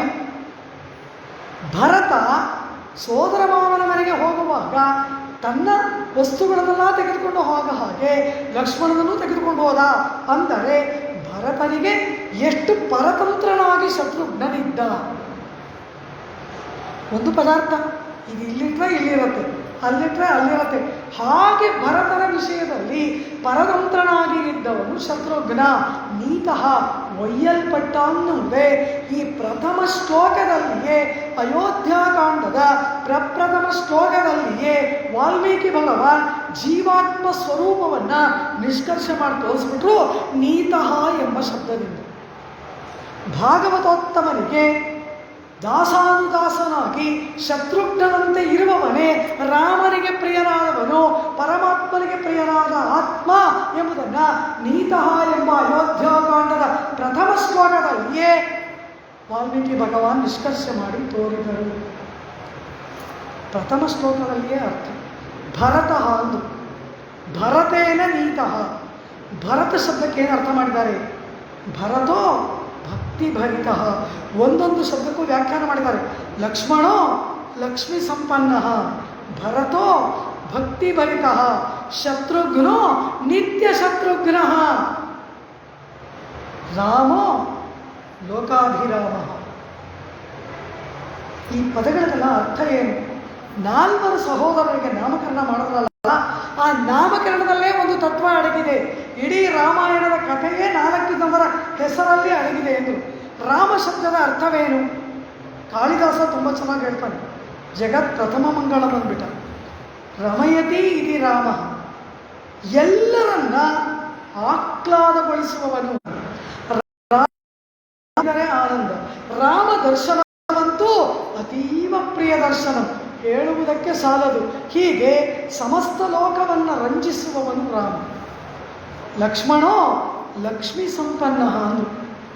ಲಕ್ಷ್ಮಣನನ್ನ ಸದಾಕಾಲ ಐಶ್ವರ್ಯದಿಂದ ಕೂಡಿದವನು ಅಂದ್ಬಿಟ್ಟು. ಪತ್ನಿಯನ್ನು ಕೂಡ ಅಯೋಧ್ಯೆ. ಹೀಗೆ ದಾಸನಾಗಿ ಹೊರಟ ಲಕ್ಷ್ಮಣನನ್ನ ವರ್ಣನೆ ಮಾಡ್ತಾರೆ ವಾಲ್ಮೀಕಿ ಭಗವಾನ್. ಲಕ್ಷ್ಮಣೋ ಲಕ್ಷ್ಮೀ ಸಂಪನ್ನ. ಯಾವ ಸಂಪತ್ತಿದೆ ಲಕ್ಷ್ಮಣನಿಗೆ? ದಾಸನಾಗಿ ವರಿಸಿದ ಪತ್ನಿಯನ್ನೂ ಬಿಟ್ಟು ಬರಿಗೈ ಬಂಟನಾಗಿ ಅವನದಂತ ಏನು ವಸ್ತು ತಗೊಂಡೋದ. ರಾಮ ಹೇಳ್ತಾನೆ, ನಿನ್ನ ಧನುಸಂತೆ ಭಾಷಣಕ್ಕೆ ಇನ್ನೊಂದು ಕಡೆ ವ್ಯಾಖ್ಯಾನ ಮಾಡುವಾಗ ಹೇಳ್ತಾರೆ, ಲಕ್ಷ್ಮಣ ಯಾವಾಗ ಅಯೋಧ್ಯಾನಗರ ಸಿರಿಯನ್ನ ಬಿಟ್ಟು ರಾಮ ಸೀತೆಯರನ್ನ ವನಕ್ಕೆ ಹಿಂಬಾಲಿಸಿದನೋ, ಕೈಂಕರಿಯ ಲಕ್ಷ್ಮಿ ಇಳೆಯ ಪೆರುಮಾಳಕ್ಕೆ ಮಾಲೆ ಇಟ್ಟಾಳಿರೆ. ರಾಮ ಕೈಯನ್ನು ತ್ಯಜಿಸಿ ಸೀತಾರಾಮರ ಹಿಂದೆ ಹೊರಟ ಆಗ ಪರಮಾತ್ಮನ ಕೈಂಕರಿಯ ಲಕ್ಷ್ಮಿ ಲಕ್ಷ್ಮಣನಿಗೆ ಮಾಲೆ ಹಾಕಿದ್ರು. ಪರಮಾತ್ಮನ ಚರಣಾರವಿಂದಗಳ ಕೈಂಕರಿಯ ಸಿರಿಯನ್ನ ಅನವರತ ಉಳ್ಳವನು ಲಕ್ಷ್ಮಣ. ಕೈಂಕರಿಯ ಲಕ್ಷ್ಮಿ ಈ ಆತ್ಮನ ಸ್ವರೂಪ ಕೈಂಕರ್ಯವಲ್ಲವ. ಆತ್ಮ ಸ್ವರೂಪವೇ ಸ್ವಾಮಿ ಪೆರುಮಾನ ಭಾಷ್ಯಕಾರ ತಮ್ಮ ಬ್ರಹ್ಮಸೂತ್ರಗಳಿಗೆ ಭಾಷ್ಯವನ್ನು ರಚನೆ ಮಾಡುವಾಗ ಆತ್ಮಸ್ವರೂಪ ಲಕ್ಷಣವನ್ನು ಆ ಭಾಷ್ಯದಲ್ಲಿ ವ್ಯಾಖ್ಯಾನ ಮಾಡುವಾಗ ಆನಂದ ಎಂಬುದಾಗಿ ಜ್ಞಾನ ಆನಂದಗಳು ಆತ್ಮನಿಗೆ ಆಚಾರ್ಯರು ಹೇಳಿದ ಸ್ವಾಮಿ ಕೂರತ್ತಾಳ್ವಾನ್ ಬರೆಯೋದೇ ಇಲ್ಲ.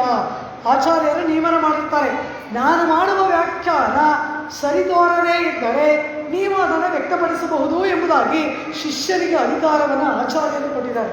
ಇವರು ಯಾವಾಗ ಲೇಖಣಿಯನ್ನು ಕೆಳಗಿಟ್ಟರೋ ತಾನು ಹೇಳಿದ್ದರಲ್ಲಿ ಏನೋ ವ್ಯತ್ಯಾಸವಾಗಿದೆ ಅಂತ ಆಳ್ವಾರ್ ಮಾಡಬೇಕು. ಅಡಿಯೇನುಳ್ಳ ಅಂತಾರೆ ಕೂರತ್ತಾಳ್ವಾರ್. ಕೂಡಲೇ ಭಾಷ್ಯ ಮುಂದುವರಿಯುತ್ತೆ. ಜ್ಞಾತೃತ್ವೇ ಸತಿ ಶೇಷತ್ವಂ ಎಂಬುದಾಗಿ ಭಾಷ್ಯ ವಾಕ್ಯ ಮುಂದುವರಿಯುತ್ತೆ.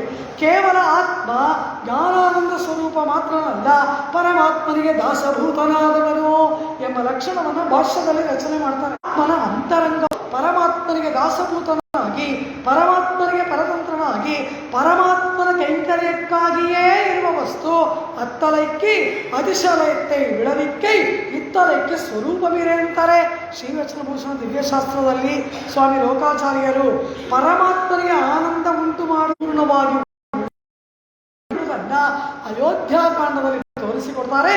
ಲಕ್ಷ್ಮಣೋ ಲಕ್ಷ್ಮೀ ಸಂಪನ್ನ, ಭರತೋ ಭಕ್ತಿ ಭರಿತ. ರಾಮನ ಮೇಲಿನ ಪ್ರೇಮವೇ ಮೂರ್ತಿ ವ್ಯಕ್ತವನು ಭರತ. ಆದ್ದರಿಂದಲೇ ರಾಮ ವಿರಹವೇ ಮೂರ್ತಿ ವ್ಯಕ್ತವನಂತೆ ನಂದಿಗ್ರಾಮದ ಸ್ವಾಮಿಯು ಅನವರತ ಚಿಂತನೆ ಮಾಡಬೇಕು.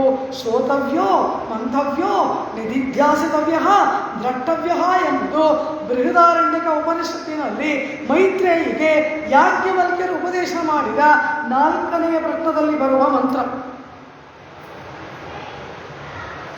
ದರ್ಶನ ಯಾಜ್ಞವಲ್ಕ್ಯರು ಬೃಹದಾರಣ್ಯಕ ಉಪನಿಷತ್ತಿನಲ್ಲಿ ಕೊಟ್ಟ ಸೂತ್ರ. ಅದನ್ನು ಚಾಚೂ ತಪ್ಪದೆ ಪರಿಪಾಲನೆ ಮಾಡಿದವರು ಆ ಬ್ರಹ್ಮಜ್ಞಾನಿಯ ಲಕ್ಷಣವನ್ನ ಭರತನಲ್ಲಿ ತೋರಿಸುತ್ತಾರೆ. ಭರತೋ ಭಕ್ತಿ ಭರಿತ. ಶತ್ರುಘ್ನ ಶಬ್ದದ ಅರ್ಥವೇನು? ಶತ್ರುವನ್ನು ಹಂತಿ ಇದು ಶತ್ರುಘ್ನ, ಶತ್ರುವನ್ನು ವಧಿಸುವವನು, ಶತ್ರುವನ್ನು ನಿರಸನ ಮಾಡುವವನು ಎಂಬುದಾಗಿ ಅರ್ಥ. ಈ ಶತ್ರುಘ್ನ ಯಾವ ಶತ್ರುವನ್ನು ಕೊಂದ? ರಾಮ ಲಕ್ಷ್ಮಣರಾದರೋ ಕಾಡಿನಲ್ಲಿ ಅನೇಕ ಅಸುರ ರಾಕ್ಷಸ ವರ್ಗವನ್ನೆಲ್ಲ ನಿರ್ನಾಮ ಮಾಡಿದರು.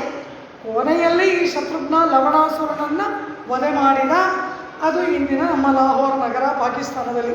ಅಲ್ಲಿ ಶತ್ರುಘ್ನನ ರಾಜಧಾನಿಯಾಗಿ ರಾಮ ನಿರ್ಮಾಣ ಮಾಡಿಕೊಟ್ಟ ಎಂಬುದು ಉತ್ತರಾಖಂಡದಲ್ಲಿ ಬರುವ ಚರಿತ್ರೆ.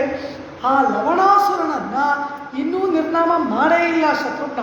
ಆಗಲೇ ಅವನಿಗೆ ಶತ್ರುಘ್ನ ನಿತ್ಯ ಶತ್ರುಘ್ನ ವಾಲ್ಮೀಕಿಗಳು ಹೇಳ್ಬಿಟ್ಟು.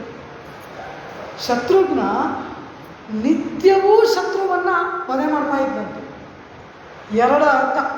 ನಿತ್ಯವೂ ಶತ್ರುವನ್ನು ವಧೆ ಮಾಡುವವನು ಅಂತ ಒಂದರ್ಥ, ಇನ್ನೊಂದರ್ಥ ನಿತ್ಯ ಶತ್ರುವನ್ನು ವಧೆ ಮಾಡಿದವನು ಅಂತ ಅರ್ಥ.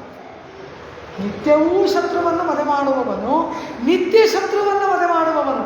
ಏನಿದ್ರ ಅರ್ಥ? ಯಾರು ಈ ಶತ್ರುಘ್ನನಿಗೆ ಶತ್ರು? ರಾಮ. ಶತ್ರುಘ್ನನಿಗೆ ರಾಮ ಶತ್ರುವ. ರಾಮನಲ್ಲಿ ಅಪರಿಮಿತವಾದ ಪ್ರೇಮವುಳ್ಳವನು ಶತ್ರುಘ್ನ. ಶತ್ರುಘ್ನನಿಗೆ ರಾಮ ಶತ್ರುವಾಗು. ಸೌಂದರ್ಯಂ ಅಂತರಾಯಂ ಒಂದು ಸೂತ್ರ. ಏನು? ಒಂದು ದಿನವೂ ಪೂರ್ಣವಾಗಿ ಕಣ್ಣೆತ್ತಿ ನೋಡಲೇ ಇಲ್ವಂತೆ. ಕಾರಣ ಏನು? ಅವನು ಭಯವಂತೆ. ಈ ಅಪ್ರತಿಮ ಸೌಂದರ್ಯ ಕಣ್ಣಿ ಚಂದ್ರಕಾಂತಾನಂ ರಾಮಂ ಅತೀವ ಪ್ರಿಯೋ. ರಾಮ ಸೌಂದರ್ಯದ ಸುಳಿಯಲ್ಲಿ ಸಿಕ್ಕಾಕೊಂಡಿದ್ದೀನೋ ಅಂತ ರಾಮನನ್ನ ಎಂದೂ ಪೂರ್ಣ ನೋಡದವನು. ಹಾಗೆ ನೋಡಿದರೂ ರಾಮ ಸೌಂದರ್ಯವೆಂಬ ಶತ್ರುವನ್ನ ಜಯಿಸಿ ರಾಮನ ಸೌಂದರ್ಯವೆಂಬ ಸುಳಿಯಲ್ಲಿ ಸಿಕ್ಕಿ ಹಾಕಿಕೊಳ್ಳ ರಾಮನ ಗುಣಗಳು, ಸೌಂದರ್ಯ ಕಲ್ಯಾಣ ಗುಣಗಳ ಸುಳಿಯಲ್ಲಿ ಸಿಕ್ಕಿ ಹಾಕಿಕೊಳ್ಳದೆ ಆ ರಾಮ ಗುಣ ಸೌಂದರ್ಯವನ್ನು ಜಯಿಸಿ ಭರತನಿಗೆ ಸೇವೆ ಮಾಡುತ್ತಾ ಭಗವಂತನಿಗೆ ದಾಸನಾಗದೆ ಭಾಗವತೋತ್ತಮನಿಗೆ ದಾಸನಾದದ್ದರಿಂದ ನಿತ್ಯ ಶತ್ರುಘ್ನ. ಹೆಸರಲ್ಲೇ ವೆಂಕರಮಣ್ಣ ಚರಮಾವಧಿ ದಾಸದಾಸ ಕುಲಶೇಖರಾಳ್ವಾರ್ ತ್ವದ್ಭೃತ್ಯ ಭೃತ್ಯ ಪರಿಚಾರಕ ಭೃತ್ಯ ಭೃತ್ಯಸ್ಯ ಭೃತ್ಯಮ. ನಿನ್ನ ದಾಸ ಪರಂಪರೆಯಲ್ಲಿ ಕೊಟ್ಟ ಕೊನೆಯ ದಾಸನಾಗಿ ಆಗುವಂತೆ ಮಾಡು ಪರಮಾತ್ಮ ಎಂಬುದು ಪ್ರಾರ್ಥನೆಯಲ್ಲವ, ಅದಲ್ಲವ ನಿಜವಾದ ಪುರುಷಾರ್ಥ. ರಾಮ ಭಾಗವತೋತ್ತಮ. ಆ ಭಾಗವತೋತ್ತಮನಿಗೆ ಕೈಂಕರ್ಯ ಮಾಡಿದ ಶತ್ರುಘ್ನ ಭಾಗವತ ದಾಸನಾದದ್ದರಿಂದ ರಾಮನಿಗೆ ಪರಮಪ್ರಿಯ ಎನ್ನುತ್ತಾರೆ ಪೂರ್ವಾಚಾರ್ಯರು. ಇದೆಲ್ಲವೂ ಶ್ರೀರಾಮಾಯಣದಲ್ಲಿ ಅಡಗಿದಂತಹ, ಹೆಸರಿನಲ್ಲಿಯೇ ಅಡಗಿದಂತಹ ಪರಮಾತ್ಮನ ವಸ್ತ್ರ ಹಾಗೆ ನಿವಾರಣೆ ಮಾಡಿ ಅಭಿಷೇಕಕ್ಕೆ ನಿಂತಾಗ ಪರಮಾತ್ಮನ ದಿವ್ಯಮಂಗಳ ವಿಗ್ರಹದ ಸೌಂದರ್ಯವನ್ನೇ ನೋಡ್ತಾ ಕೈಯಲ್ಲಿ ತೀರ್ಥದ ಪಾತ್ರವನ್ನು ಹಿಡಿದುಕೊಂಡು ಹಾಗೇ ನಿಂತು ಬಿಟ್ರೆ ತಿರುಮಂಜನ ಕೈಂಕರ್ಯವನ್ನು ಮಾಡೋರು ಯಾರು? ಪರಮಾತ್ಮನ ದಿವ್ಯಮಂಗಳ ವಿಗ್ರಹ ಸೌಂದರ್ಯದಲ್ಲೇ ಮುಳುಗಿಬಿಟ್ರೆ ಕೈಂಕರ್ಯ ನಿಂತೋಗುತ್ತೆ. ಅದು ಕೈಂಕರ್ಯಕ್ಕೆ ವಿಘ್ನ. ಹಾಗಾಗದಂತೆ ರಾಮದಾಸನಾದ ಭರತನ ಕೈಂಕರ್ಯಕ್ಕೆ ವಿಘ್ನ ಬಾರದಂತೆ ರಾಮ ಸೌಂದರ್ಯವೆಂಬ ಶತ್ರುವನ್ನ ಜಯಿಸಿದವನು ಶತ್ರುಘ್ನ. ಶತ್ರುಘ್ನೋ ನಿತ್ಯ ಶತ್ರುಘ್ನ. ಪ್ರಾರಂಭ ಭರತನಿಂದ ಒಯ್ಯಲ್ಪಟ್ಟ ಲಕ್ಷ್ಮಣ ಸುಮಿತ್ರೆ ಪ್ರಸವಿಸಿದ ಅವಳಿ ಮಕ್ಕಳಲ್ಲಿ ಒಬ್ಬ ರಾಮನ ಅನುವರ್ತನ ಮಾಡಿದ, ಮತ್ತೊಬ್ಬ ಪುತ್ರ ಭರತ ಅನುವರ್ತನವನ್ನು ಮಾಡಿದ. ಸುಮಿತ್ರೆಯ ಪಾಲಿಗೆ 2 ಮಕ್ಕಳು ಇಲ್ಲ. ಒಬ್ಬನು ಎಂಬುದಾಗಿ ಯಾವತ್ತಾದರೂ ವ್ಯಸನದಿಂದ ಮಾತನಾಡಿದಳ. ಇಡೀ ರಾಮಾಯಣದಲ್ಲಿ ಎಲ್ಲಿಯೂ ಕೂಡ ಕಟುವಾದ ಒಂದೇ ಒಂದು ಮಾತನಾಡದ ವ್ಯಕ್ತಿ ಅಂದರೆ ಅದು ಸುಮಿತ್ರೆ. ಅದ್ಭುತವಾಗಿ ಅಯೋಧ್ಯ ಕಾಂಡದಲ್ಲಿ ಏನು ಹೆಸರು ಸತ್ಯವದ ಅಂತ ಇದಕ್ಕೆ ಹೆಸರಿಟ್ಟಿದ್ದು. ವಾಲ್ಮೀಕಿ ಭಗವಾನ್ ಶ್ರೀರಾಮಾಯಣವನ್ನು ರಚನೆ ಮಾಡಿದಾಗ ಪೌಲಸ್ತ್ಯ ಎಂದರೆ ಪುಲಸ್ತ್ಯನ ಮೊಮ್ಮಗನಾದ ರಾವಣನ ವಧೆ ಎಂಬುದು ಹೆಸರು. ಪೌಲಸ್ತ್ಯ ಅಂದರೆ ರಾವಣ. ಪುಲಸ್ತ್ಯನ ವಂಶದಲ್ಲಿ ಹುಟ್ಟಿದವನು ಪೌಲಸ್ತ್ಯ, ಅವನ ವಾದಕರಣ. ರಾಮಚಂದ್ರ ರಾಜ್ಯವಾಳುವ ಕಾಲದಲ್ಲಿಯೇ ವಾಲ್ಮೀಕಿಗಳು ಶ್ರೀರಾಮಾಯಣವನ್ನು ರಚನೆ ಮಾಡಿದರು. ಆಗ ಇಂತಹ ಸಮಸ್ತ ಕಲ್ಯಾಣ ಗುಣಾಮೃತೋದರಿಯಾದ ಶ್ರೀರಾಮಚಂದ್ರನ ಚರಿತ್ರೆಯನ್ನು ರಚನೆ ಮಾಡಿ ಅದಕ್ಕೆ ಒಬ್ಬ ಅಸುರ ವಧೆ ಅಂತ ಹೆಸರಿಡೋದ ಬೇಡ ಅನ್ನಿಸ್ತು. ಏನು ಮಾಡಿದ್ರು? ರಾಮನ ವಿವರ. ಇದು ಸಾಧಾರಣವಾದ ಅರ್ಥ ಅಂದ್ಬಿಟ್ರು ಗೋವಿಂದರಾಜು. ರಾಮಾಯಣ ಎಂಬುದು ರಾಮಸ್ಯ ಅಯನಂ, ರಾಮನ ಚರಿತ್ರೆ ಎನ್ನುವುದು ಸಾಧಾರಣವಾದ ಅರ್ಥ ಅಂದ್ಬಿಟ್ರು. ಮತ್ತೆ ಏನು ವಿಶೇಷ ಅರ್ಥ? ರಾಮಾಯಣ ಎಂಬ ಗ್ರಂಥದ ನಾಮಕರಣ ಮಾಡಿದಾರಲ್ಲ, ಆ ರಾಮಾಯಣ ಪದದ ವಿಶೇಷ ಅರ್ಥ ಮಾಡ್ತಾರೆ. ಈ ಗ್ರಂಥ ರಾಮನನ್ನ ಪಡೆಯುವ ಸಾಧನ, ರಾಮನನ್ನ ನಮಗೆ ತಂದು ಕೊಡುವುದು ಯಾವುದೋ ಅದು ರಾಮಾಯಣ ಎಂಬುದಾಗಿ ವಿಶೇಷ ವ್ಯಾಖ್ಯಾನ ಮಾಡಿದ್ರು. ರಾಮನ ಚರಿತ್ರೆ ಮಾತ್ರವಲ್ಲ, ಶ್ರೀರಾಮಚಂದ್ರ ಪರಬ್ರಹ್ಮನನ್ನೇ ನಮ್ಮ ಶ್ರೀರಾಮಾಯಣವನಿಗೆ, ಶ್ರೀರಾಮಾಯಣ ದಿವ್ಯ ಗ್ರಂಥದಲ್ಲಿ ಹೇಳಲ್ಪಟ್ಟ ಶ್ರೀರಾಮಚಂದ್ರನ ಕಲ್ಯಾಣ ಗುಣವನ್ನು ಯಾರು ಅನವರತ ಮರಣ ನಿಧಿಧ್ಯಾಸನ ಮಾಡ್ತಾರೆ, ಯಾರ ಅನವರತ ಶ್ರೀರಾಮನನ್ನೇ ಧ್ಯಾನಿಸ್ತಾ ಇರ್ತಾರೆ, ಅಂತಹವರಿಗೆ ಶ್ರೀರಾಮಾಯಣ ಗ್ರಂಥ ರಾಮನನ್ನೇ ನಮಗೆ ಬೇಕು. ಅವತಾರ ರಹಸ್ಯವನ್ನು ತಿಳಿಸಿಕೊಡುತ್ತಾ ರಾಮಬ್ರಹ್ಮದ ಸಾಕ್ಷಾತ್ಕಾರವನ್ನ ಯಾವುದು ಮಾಡಿಸುತ್ತದೆಯೋ ಅದು ರಾಮಾಯಣ ಎಂಬುದು ಗೋವಿಂದರಾಜರು ಮಾಡಿದ ವ್ಯಾಖ್ಯಾನ. ರಾಮಾಯಣ ಗ್ರಂಥ ಶಬ್ದಕ್ಕೆ, ರಾಮಾಯಣ ಎಂಬ ಪದಕ್ಕೆ ಅದು ವ್ಯಾಖ್ಯಾನ. ಇದ್ದ ವಿಚಾರವಾವುದು ರಾಮಾಯಣ ಅಂತ ಹೆಸರಿಟ್ಬಿಟ್ಟೆ, ಆದರೆ ಇದು ರಾಮನ ಚರಿತ್ರೆಯ ವಾಲ್ಮೀಕಿಗಳ ಮನಸ್ಸಿಗೆ ಅದು ಒಪ್ತಾ ಇಲ್ಲ. ಏನು ಹೇಳ್ತಾ ಇದ್ದಾರೆ? ಕೃತ್ಸ್ನಂ ಸೀತಾಯಾಶ್ಚರಿತಂ ಮಹತ್. ಶ್ರೀರಾಮಾಯಣ 20 ಅಂದ್ಬಿಟ್ರು. ಮಹತ್ತರವಾಗಿರ್ತಕ್ಕಂತಹ ಪಿರಾಟಿ ವೈಭವಂ. ಈ ಶ್ರೀರಾಮಾಯಣ ಗ್ರಂಥ ಏನನ್ನ ಹೇಳ್ತಾ ಇದೆ ಅಂದರೆ, ಪಿರಾಟಿಯಾದ ಶ್ರೀ ಮಹಾಲಕ್ಷ್ಮಿ ಶ್ರೀರಾಮಚಂದ್ರನ ಅತ್ಯಂತ ಪ್ರಾಣಪ್ರಿಯಳಾದಂತಹ, ಎಂತಹ ಪ್ರಾಣಪ್ರಿಯಳು, ಅನನ್ಯಾಹಿಮಯ ಸೀತಾ ಭಾಸ್ಕರೇಣ ಪ್ರಭಾಯಿತ ಅಂತಾನೆ ರಾಮ. ಸೀತೆ ಇಲ್ಲದ ನಾನು ಕಿರಣಗಳಿಲ್ಲದ ಸೂರ್ಯನಂತೆ ಎಂಬುದು ರಾಮನ ಮಾತು. ಅಷ್ಟೊಂದು ಪ್ರಿಯಳಾದ ಅವಳ ವೈಭವವನ್ನು ಹೇಳುವುದು ಶ್ರೀರಾಮಾಯಣ ಗ್ರಂಥ ಎಂಬುದು ನಮ್ಮ ಪೂರ್ವಾಚಾರ್ಯರುಗಳ ಅಂತರಂಗ, ಅವರು ಮಾಡಿದ ವ್ಯಾಖ್ಯಾನ. ಇಂತಹ ಈ ಶ್ರೀರಾಮಾಯಣ ದಿವ್ಯ ಗ್ರಂಥದಲ್ಲಿ ಅಪೂರ್ವವಾಗಿ ಇರ್ತಕ್ಕಂತಹ ವಿಚಾರಗಳನ್ನು ವಾಲ್ಮೀಕಿ ಭಗವಾನ್ ನಮಗೆ ತಿಳಿಸಿಕೊಡ್ತಾರೆ. ಶ್ರೀರಾಮಾಯಣದಲ್ಲಿ ಶ್ರೀರಾಮಚಂದ್ರ ಪರಾತ್ಪರ ವಸ್ತು, ಪರಂಜ್ಯೋತಿಸ್ಸು, ಪರಬ್ರಹ್ಮ ಎಂಬುದನ್ನು ಬಾಲಕಾಂಡದಲ್ಲಿ ವಾಲ್ಮೀಕಿಗಳು ಹೇಳಿಬಿಟ್ರು. ಅಲ್ಲಿ ಹೇಳಿದ್ರು ಅವನೇ ಮಹಾವಿಷ್ಣು, ಜಜ್ಞೆ ವಿಷ್ಣು ಸನಾತನಃ ಎಲ್ಲ ಮೊದಲೇ ಬಾಲಕಾಂಡದ ಶ್ಲೋಕದಲ್ಲೇ ಅಲ್ಲೇ ಬಂದ್ಬಿಡ್ತು. ಎಲ್ಲ ವಿಚಾರವನ್ನು ಹೇಳಾಯಿತು. ಶ್ರೀರಾಮಚಂದ್ರ ಆ ಅದಿತಿ ನಕ್ಷತ್ರೇ ನಾಮಮಿಕೆ ತಿಥೌ ಎಲ್ಲ ರಾಮ ಅವತಾರದ ಪ್ರಸಂಗದಲ್ಲಿ ಇದೆಲ್ಲವನ್ನು ಹೇಳಾಯಿತು. ಆದರೆ ಶ್ರೀರಾಮಾಯಣದಲ್ಲಿ ಬರ್ತಕ್ಕಂತಹ 8 ಮಂದಿಗೆ ಶ್ರೀರಾಮ ಪರಮಾತ್ಮ ಎಂಬುದು ತಿಳಿದಿದೆ. ವಾಲ್ಮೀಕಿಗಳಿಗೆ ತಿಳಿದಿದೆಯಾ? ವಾಲ್ಮೀಕಿಗಳಿಗೆ ತಿಳಿದಿದೆ. ಆದರೆ ತಮಗೆ ತಿಳಿದ ವಿಚಾರವನ್ನು ಗುರುಮುಖೇನ ಊರ್ಜಿತಗೊಳಿಸಿಕೊಳ್ಳಬೇಕು. ಯಾವ ಪರಬ್ರಹ್ಮನಿಗೆ ಸಂಬಂಧಪಟ್ಟದ್ದು ಯಾವ ವಿಚಾರವಾದರೂ ಕೂಡ ಆಚಾರ್ಯ ಮುಖೇನ ಉಪದೇಶವಾಗಿಯೇ ಬರಬೇಕು.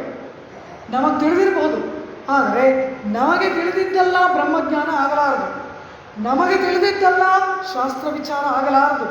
ಅದನ್ನು ಆಚಾರ್ಯರು ಬಂದು ಹೇಳಬೇಕು. ನೀನು ತಿಳಿದುಕೊಂಡದ್ದು ಶಾಸ್ತ್ರಸಮ್ಮತ, ನೀನು ತಿಳಿದುಕೊಂಡದ್ದು ಶಾಸ್ತ್ರೋಕ್ತವಾಗಿದೆ ಎಂಬುದಾಗಿ ಆಚಾರ್ಯರು ಅವರ ಬಾಯಿಂದ ನಮಗೆ ಅದನ್ನು ಉಪದೇಶ ಮಾಡಬೇಕು. ಆಗ ಮಾತ್ರವೇ ಅದು ನಮಗೆ ಬ್ರಹ್ಮ ಸಾಕ್ಷಾತ್ಕಾರವನ್ನು ಕೊಡಬಲ್ಲದು. ಆಚಾರ್ಯ ಭಗವದ್ರಾಮಾನುಜರಿಗೆ ತಮಿಳು ತಿಳಿಯದ, ನಾರಾಯಣ ದಿವ್ಯ ಪ್ರಬಂಧ ಕಲಿಯಲಾರ. ಆದರೆ ತಿರುಮಾಲಯಾಂಡಾಂದವರ ಮೂಲಕ ನಾರಾಯಣ ದಿವ್ಯ ಪ್ರಬಂಧ ಸಂದೇಶೈದರುಳಿನಾರ್ ಅವ್ರು ಹೇಳಿಸ್ಕೋಬೇಕಾ? ಪಲ್ಲಾಂಡು ಪಲ್ಲಾಂಡೆ ಪಲ್ಲಾಂಡು ಪಲ್ಲಾಂಡೆ ಪಲಗೋಟಿ 100,000 ಹೀಗೆ ಕಲಿತರು ಆಚಾರ್ಯರು. ನಾರಾಯಣ ದಿವ್ಯ ಪ್ರಬಂಧವನ್ನು ಗುರುಮುಖೇನ ಕಲಿತರು. ಕಾರಣ ಏನು? ನಾರಾಯಣ ದಿವ್ಯ ಪ್ರಬಂಧಗಳು ಬ್ರಹ್ಮ ಜಿಜ್ಞಾಸೆ ಮಾಡುವ ದಿವ್ಯ ಪ್ರಬಂಧಗಳು, ಬ್ರಹ್ಮ ವಿಚಾರ, ಅದು ಗುರುಮುಖೇನವೇ ಉಪದೇಶವಾಗಬೇಕು. ಗುರುಮುಖ ಗುರುಮುಖೇನ ಬಾರದ್ದು ಬ್ರಹ್ಮ ಸಾಕ್ಷಾತ್ಕಾರವನ್ನು ನೀಡಲಾರದು. ಆದ್ದರಿಂದಲೇ ಕೃಷ್ಣ ತಸ್ಮಾತ್ ಶಾಸ್ತ್ರಂ ಪ್ರಮಾಣಂತೆ, ಶಾಸ್ತ್ರವೇ ಎಲ್ಲಕ್ಕೂ ಪ್ರಮಾಣ, ಆ ಶಾಸ್ತ್ರವನ್ನು ಉಪದೇಶ ಮಾಡ್ತೇನೆ ಕೇಳು ಅಂತ. ಇದಂ ಗುಹ್ಯತಮಂ ಶಾಸ್ತ್ರಂ ಎಂಬುದಾಗಿ ಮೇಲೆ ಉಪದೇಶ. ಹೀಗೆ ಗುರುಮುಖೇನ ಎಲ್ಲ ಬರಬೇಕಲ್ಲವ. ವಾಲ್ಮೀಕಿಗಳು ರಾಮನನ್ನು ಕಣ್ಣಾರ ಕಂಡವರು, ದಶರಥನ ಯಜ್ಞಯಾಗಗಳಲ್ಲಿ ಪಾಲ್ಗೊಂಡವರು, ಕೋಸಲ ನಾಡಿನ ಹೊರವಲಯದಲ್ಲಿ ಆಶ್ರಮವನ್ನು ನಿರ್ಮಾಣ ಮಾಡಿಕೊಂಡ ಮುನಿವರ್ಯರು. ಆದರೆ ಅವರು ರಾಮಾಯಣವನ್ನು ರಚನೆ ಮಾಡಿದ್ರ, ರಾಮಚರಿತ್ರೆಯನ್ನು ಗ್ರಂಥಸ್ಥ ಮಾಡಿದರ? ಒಮ್ಮೆ ಒಂದು ದಿನ ಇದೇ ವಾಲ್ಮೀಕಿ ಮುನಿವರ್ಯರ ಆಶ್ರಮಕ್ಕೆ ನಾರದ ಭಗವಾನರ ಆಗಮನವಾಗುತ್ತೆ. ಆ ಬಂದ ನಾರದ ಭಗವಾನರಿಗೆ ಅರ್ಘ್ಯವಾದ್ಯ ಆಚಮನೀಯಾದಿಗಳನ್ನು ಕೊಟ್ಟು ಅತಿಥಿ ಸತ್ಕಾರವನ್ನು ಮಾಡಿ ಉತ್ಕೃಷ್ಟವಾದ ಪೀಠದಲ್ಲಿ ಕುಳ್ಳಿರಿಸಿ ಅವರ ಪಾದತಳದಲ್ಲಿ ಅಂಜಲಿ ಹಸ್ತರಾಗಿ ವಾಲ್ಮೀಕಿಗಳು ಕುಳಿತುಕೊಳ್ತಾರೆ. ಇವರ ಮುಖವನ್ನು ನಾರದರು ನೋಡ್ತಾರೆ. ಸೂಕ್ಷ್ಮಗ್ರಾಹಿಗಳಲ್ಲವ. ಈ ವಾಲ್ಮೀಕಿಗಳಿಗೆ ಏನೋ ಚಿಂತೆ ಇರುವಂತಿದೆಯಲ್ಲ, ಕೇಳ್ತಾರೆ, ಹೇ ವಾಲ್ಮೀಕಿಗಳೇ, ನಿಮ್ಮ ಮುಖದಲ್ಲಿ ಏನೋ ಚಿಂತೆ ಶಂಕೆ ಇರುವಂತೆ ಕಾಣ್ತಾ ಇದೆಯಲ್ಲ, ಅದು ಏನು? ನಮ್ಗೆ ಹೇಳ್ಬೋದಾದ್ರೆ ಹೇಳ್ಬೋದು ಅಂತ. ತಪಸ್ವಾಧ್ಯಾಯ ನಿರತಂ ತಪಸ್ವಿ ವಗ್ವಿದಂಬರಂ ನಾರದಂ ಪರಿಪಪ್ರಚ್ಛ ವಾಲ್ಮೀಕಿರ್ಮುನಿ ಪುಂಗವಂ. ಶ್ರೀರಾಮಾಯಣ ಗ್ರಂಥದ ಪ್ರಥಮ ಶ್ಲೋಕ. ಇದರಿಂದಲೇ ರಾಮಾಯಣ ಪಾರಾಯಣ ಪ್ರಾರಂಭ ಮಾಡ್ತೀವಿ. ಇಂತಹ ವಾಲ್ಮೀಕಿಗಳು ಇಂತಹ ನಾರದರನ್ನು ಹೀಗೆ ಪ್ರಶ್ನೆ ಮಾಡಿದ್ರು. ಇಷ್ಟೇ ಶ್ಲೋಕದ ಅರ್ಥ. ಇದಕ್ಕೆ ಗೋವಿಂದರಾಜೀಯರು 9 ಪುಟಗಳ ವ್ಯಾಖ್ಯಾನ ಮಾಡಿದ್ದಾರೆ ಈ ಶ್ಲೋಕಕ್ಕೆ. ಅಷ್ಟೊಂದು ರಹಸ್ಯಾರ್ಥಗಳನ್ನು ಒಳಗೊಂಡದ್ದು ಶ್ರೀರಾಮಾಯಣ ದಿವ್ಯ ಗ್ರಂಥದ ಪ್ರಥಮ ಶ್ಲೋಕ.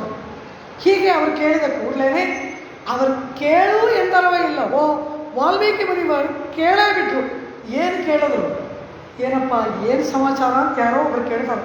ಅವರು ಕೇಳಿದ್ದೇ ಸಾಕು ಅಂತ ಕೇಳಿದವರಿಗೆ ಮಾತನಾಡುವುದಕ್ಕೆ ವ್ಯವಧಾನವಿಲ್ಲವಂತೆ, ಇವರೇ ಮಾತನಾಡುವಂತೆ 16 ಪ್ರಶ್ನೆಯನ್ನು ಕೇಳಿಬಿಟ್ರು. ಓನ್ವಸ್ಮಿನ್ ಸಾಮ್ರತಂ ಲೋಕೆ ಗುಣವಾನ್ ಕಶ್ಚ ವೀರ್ಯವಾನ್ ಧರ್ಮಜ್ಞಶ್ಚ ಕೃತಜ್ಞಶ್ಚ ಸತ್ಯವಾಕ್ಯೋ ದೃಢವೃತಃ. ಉಸಿರು ಬಿಡದೆ ಪ್ರಶ್ನೆ ಕೇಳ್ತಾರೆ ವಾಲ್ಮೀಕಿಗಳು. ಏನು ಪ್ರಶ್ನೆ ಕೇಳಿದ್ರು? ಅಸ್ಮಿನ್ ಲೋಕೆ, ಈ ಲೋಕದಲ್ಲಿ, ಸಾಂಪ್ರತಂ ಲೋಕೆ, ಈ ಕಾಲದಲ್ಲಿ, ಈ 16 ಕಲ್ಯಾಣ ಗುಣಗಳನ್ನು ಉಳ್ಳಂತಹ ಮನುಷ್ಯನಾರು? ಪರಮಾತ್ಮನ ಬಗ್ಗೆ ಪ್ರಶ್ನೆನೇ ಕೇಳಿಲ್ಲ ವಾಲ್ಮೀಕಿ ಭಗವಾನ್. ಜ್ಞಾತುಂ ಏವಂ ವಿಧಂ ನರಂ, ಈ 16 ಕಲ್ಯಾಣ ಗುಣಗಳಿಂದ ಕೂಡಿದಂತಹ ನರಂ ಮನುಷ್ಯ, ಅಸ್ಮಿನ್ ಲೋಕೆ, ಈ ಲೋಕದಲ್ಲಿ, ಸಾಂಪ್ರತಂ ಲೋಕೆ, ಈ ಕಾಲದಲ್ಲಿ ಯಾರು ಎಂಬುದನ್ನು ಜ್ಞಾತಂ ತಿಳಿದುಕೊಳ್ಳುವುದಕ್ಕೆ ಉತ್ಸುಕನಾಗಿದ್ದೇನೆ, ಹೇ ನಾರದ ಭಗವಾನರೇ ತಿಳಿಸಬೇಕು ಅಂತ. ಇದು ವಾಲ್ಮೀಕಿಗಳಿಗೆ ತಿಳಿಯದ ರಾಮನ ಎದುರುಗಡೆನೇ ನೋಡ್ತಾ ಇದ್ದಾರೆ. ಆದರೂ ಆ ರಾಮನೇ ಪರಬ್ರಹ್ಮ ಎಂಬುದನ್ನು ಗುರುಮುಖೇನ ಉಪದೇಶ ಪಡಿಬೇಕು. ಹಾಗೆ ನಾರದರನ್ನು ಗುರುವಾಗಿ ವರಿಸಿ ಶ್ರೀರಾಮಾಯಣವನ್ನು 100 ಶ್ಲೋಕಗಳಲ್ಲಿ ಉಪದೇಶವಾಗಿ ವಾಲ್ಮೀಕಿಗಳು ಪಡೆದುಕೊಂಡು ಅನಂತರ ಕ್ರೌಂಚವಾದ ವೃತ್ತಾಂತಗಳನ್ನು ಏರ್ಪಟ್ಟು 100 ಶ್ಲೋಕಗಳಲ್ಲಿ, ಅಲ್ಲಿ 100 ಸಹಸ್ರ ಶ್ಲೋಕಗಳಲ್ಲಿ ಚತುರ್ಮುಖ ಬ್ರಹ್ಮಲೋಕದಲ್ಲಿದ್ದ ಶ್ರೀರಾಮಾಯಣವನ್ನು ನಾರದರು 100 ಶ್ಲೋಕಗಳಲ್ಲಿ ವಾಲ್ಮೀಕಿಗಳಿಗೆ ಉಪದೇಶ ಮಾಡಿ ಅದನ್ನು 24,000 ಶ್ಲೋಕಗಳಾಗಿ ವಿಸ್ತರಿಸಿ ವಾಲ್ಮೀಕಿಗಳು ರಚನೆ ಮಾಡಿದರಲ್ಲವ. ಹೀಗೆ ಗುರುಮುಖೇನ ವಾಲ್ಮೀಕಿಗಳು ರಾಮನೇ ಪರಬ್ರಹ್ಮ ಎಂಬುದನ್ನು ಊರ್ಜಿತ ಮಾಡಿಕೊಂಡು ತಿಳಿದಿತ್ತು ವಾಲ್ಮೀಕಿಗಳಿಗೆ. ಆದರೆ ಗುರುಮುಖೇನ ಉಪದೇಶವಾಗಿ ಪಡೆದುಕೊಂಡು. ಆದರೆ ಇದು ವಾಲ್ಮೀಕಿಗಳ ಗ್ರಂಥಕರ್ತಾವಾದ ವಾಲ್ಮೀಕಿಗೆ ತಿಳಿದಿರುವ ವಿಚಾರ. ಆದರೆ ಶ್ರೀರಾಮಾಯಣದಲ್ಲಿನ ಎಷ್ಟೊಂದು ಪಾತ್ರಗಳಿದೆಯಲ್ವ. ಕೌಸಲ್ಯ, ಸುಮಿತ್ರ, ದಶರಥ, ವಸಿಷ್ಠ, ವಿಶ್ವಾಮಿತ್ರ, ತಾಟಕೆ, ಶೂರ್ಪಣಿಕೆ, ಶಬರಿ, ಗುಹ, ಸುಗ್ರೀವ, ವಾಲಿ, ಅಂಗದ, ನಳ, ನೀಲ, ಕುಂಭಕರ್ಣ, ರಾವಣ, ಪ್ರಹಸ್ತ, ಎಷ್ಟು ಜನ, ಎಷ್ಟು ಪಾತ್ರಗಳು ಬರುತ್ತಲ್ಲ ಶ್ರೀರಾಮಾಯಣದಲ್ಲಿ. ಈ ಎಲ್ಲ ಪಾತ್ರಗಳಿಗೆ ರಾಮನೇ ಪರಮಾತ್ಮ ಎಂಬುದು ತಿಳಿದಿದೆ. ಎಷ್ಟು ಜನಕ್ಕೆ ರಾಮ ಪರಮಾತ್ಮ ಅಂತ ತಿಳಿದಿದೆ? ಶ್ರೀರಾಮಾಯಣದಲ್ಲಿ ಬರುವ ಎಷ್ಟು ಜನರಿಗೆ ಇವನು ಪರಮಾತ್ಮ ಪರಬ್ರಹ್ಮ ಎಂಬ ವಿಚಾರ ತಿಳಿದಿದೆ? ಅದ್ಭುತವಾಗಿ ವ್ಯಾಖ್ಯಾನದಲ್ಲಿ ತೋರಿಸಿಕೊಡ್ತಾರೆ. ಇಂದು ಮತ್ತು ನಾಳೆಯ ಉಪನ್ಯಾಸಕ್ಕೆ ಯಾವುದು ವಿಷಯವಾಗಿತ್ತೋ ಅಂತಹ ಅಯೋಧ್ಯಾಕಾಂಡ ಅರಣ್ಯಕಾಂಡದಲ್ಲಿನ 3 ವ್ಯಕ್ತಿಗಳನ್ನು ಮತ್ತೆ ಯುದ್ಧಕಾಂಡದಲ್ಲಿನ ಒಬ್ಬ ವ್ಯಕ್ತಿಯನ್ನ ಶ್ರೀರಾಮಾಯಣದ ಬ್ರಹ್ಮಜ್ಞಾನಿಗಳಾಗಿ ನಮಗೆ ಪೂರ್ವಾಚಾರ್ಯರು ತೋರಿಸಿಕೊಡ್ತಾರೆ, ವಾಲ್ಮೀಕಿಗಳು ತೋರಿಸಿಕೊಡ್ತಾರೆ. ಶ್ರೀರಾಮಾಯಣದಲ್ಲಿ ಶ್ರೀರಾಮಚಂದ್ರನೇ ಪರತತ್ವ ಎಂಬುದಾಗಿ ಅರಿತಂತಹ ಬ್ರಹ್ಮಜ್ಞಾನಿಗಳಾದ 4 ವ್ಯಕ್ತಿಗಳು ಯಾರು ಗೊತ್ತಾ? 4 ಸ್ತ್ರೀಯರು. ನಮ್ಮ ಸ್ತ್ರೀ ವರ್ಗಕ್ಕೆ ಏರ್ಪಟ್ಟ ಮಹಾ ಗೌರವ ಇದು. ರಾಮ ಬ್ರಹ್ಮನ ಪರಿಚಯವನ್ನ ಉಳ್ಳವರು 4 ಸ್ತ್ರೀಯರು. ಅದರಲ್ಲಿ 3 ಸ್ತ್ರೀಯರು ಅಯೋಧ್ಯಾಕಾಂಡ ಅರಣ್ಯಕಾಂಡಗಳಲ್ಲಿ ಗೌಣ ಪಾತ್ರವಾಗಿ ಬರುವವರು, ಪ್ರಧಾನ ಪಾತ್ರವೂ ಅಲ್ಲ. ಯಾವುದೋ ಶ್ರೀರಾಮಾಯಣದ ಅನೇಕ ಆ ಕಥಾ ಹಂದರದಲ್ಲಿ ಯಾವುದೋ ಒಂದು ಕಡೆಯಲ್ಲಿ ಗುಪ್ತಗಾಮಿನಿಯಾಗಿ ಹರಿಯುವಂತಹ ಪಾತ್ರಗಳು, ಅಂತಹ ಪಾತ್ರಗಳೇ ಬೃಹದಾಕಾರವಾಗಿ ವಿಶ್ವರೂಪ ತಾಳಿ ನಿಲ್ಲತಕ್ಕಂತಹ ಒಂದು ಅಭೂತ ದರ್ಶನವನ್ನು ನಮಗೆ ವಾಲ್ಮೀಕಿಗಳು ಮಾಡಿ ತೋರಿಸ್ತಾರೆ.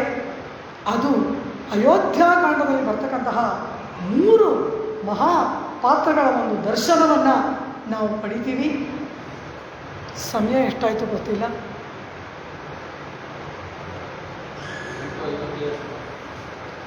ಆ ಪಾತ್ರಗಳು 4 ಬ್ರಹ್ಮಜ್ಞಾನಿಗಳಾಗಿರ್ತಕ್ಕಂತಹ 4 ನಾರಿ ಮಣಿಯರ ಒಂದು ಪರಿಚಯವನ್ನು ನಮಗೆ ವಾಲ್ಮೀಕಿಗಳು ಮಾಡಿಕೊಡ್ತಾರೆ. ಅಂತಹ ಆ 3 ಜನ ಅಯೋಧ್ಯಾಕಾಂಡ ಅರಣ್ಯಕಾಂಡದಲ್ಲಿ ಬರುವವರು, ಒಬ್ಬಳು ಮಾತ್ರ ಯುದ್ಧಕಾಂಡದಲ್ಲಿ ಬರ್ತಾಳೆ. ಆ 4 ಸ್ತ್ರೀಯರ ವಿಶದವಾದ ಪರಿಚಯ, ಅವರು ಕಂಡುಕೊಂಡ ರಾಮಬ್ರಹ್ಮ ಸಾಕ್ಷಾತ್ಕಾರದ ವಿಚಾರವನ್ನು ನಾಳೆಯ ಉಪನ್ಯಾಸದಲ್ಲಿ ಅನುಭವಿಸೋಣ ಎಂದು ಪ್ರಾರ್ಥಿಸುತ್ತಾ ಇಂದಿನ ಉಪನ್ಯಾಸಕ್ಕೆ ಮಂಗಳಂ ಕೌಸಲೇಂದ್ರಾಯ ಮಹನೀಯ ಗುಣಾಬ್ಧಯೇ ಚಕ್ರವರ್ತಿ ತನೂಜಾಯ ಸಾರ್ವಭೌಮಾಯ ಮಂಗಳಂ. ಮಂಗಳಾಶಾಸನಪರೈಃ ಮದಾಚಾರ್ಯ ಪುರೋಗಮೈಃ ಸರ್ವೈಶ್ಚ ಪೂರ್ವೈರಾಚಾರ್ಯೈಃ ಸತ್ಕೃತಾಯಾಸ್ತು ಮಂಗಳಂ. ಸೀತಾಲಕ್ಷ್ಮಣ ಭರತ ಶತ್ರುಘ್ನ ಹನುಮತ್ ಸಮೇತ ಶ್ರೀರಾಮಚಂದ್ರ ಪರಬ್ರಹ್ಮಣೇ ನಮಃ. ನಾಳೆಯ ದಿನ ದ್ವಾದಶ ಕಾರಣ ವಿಚಾರವನ್ನು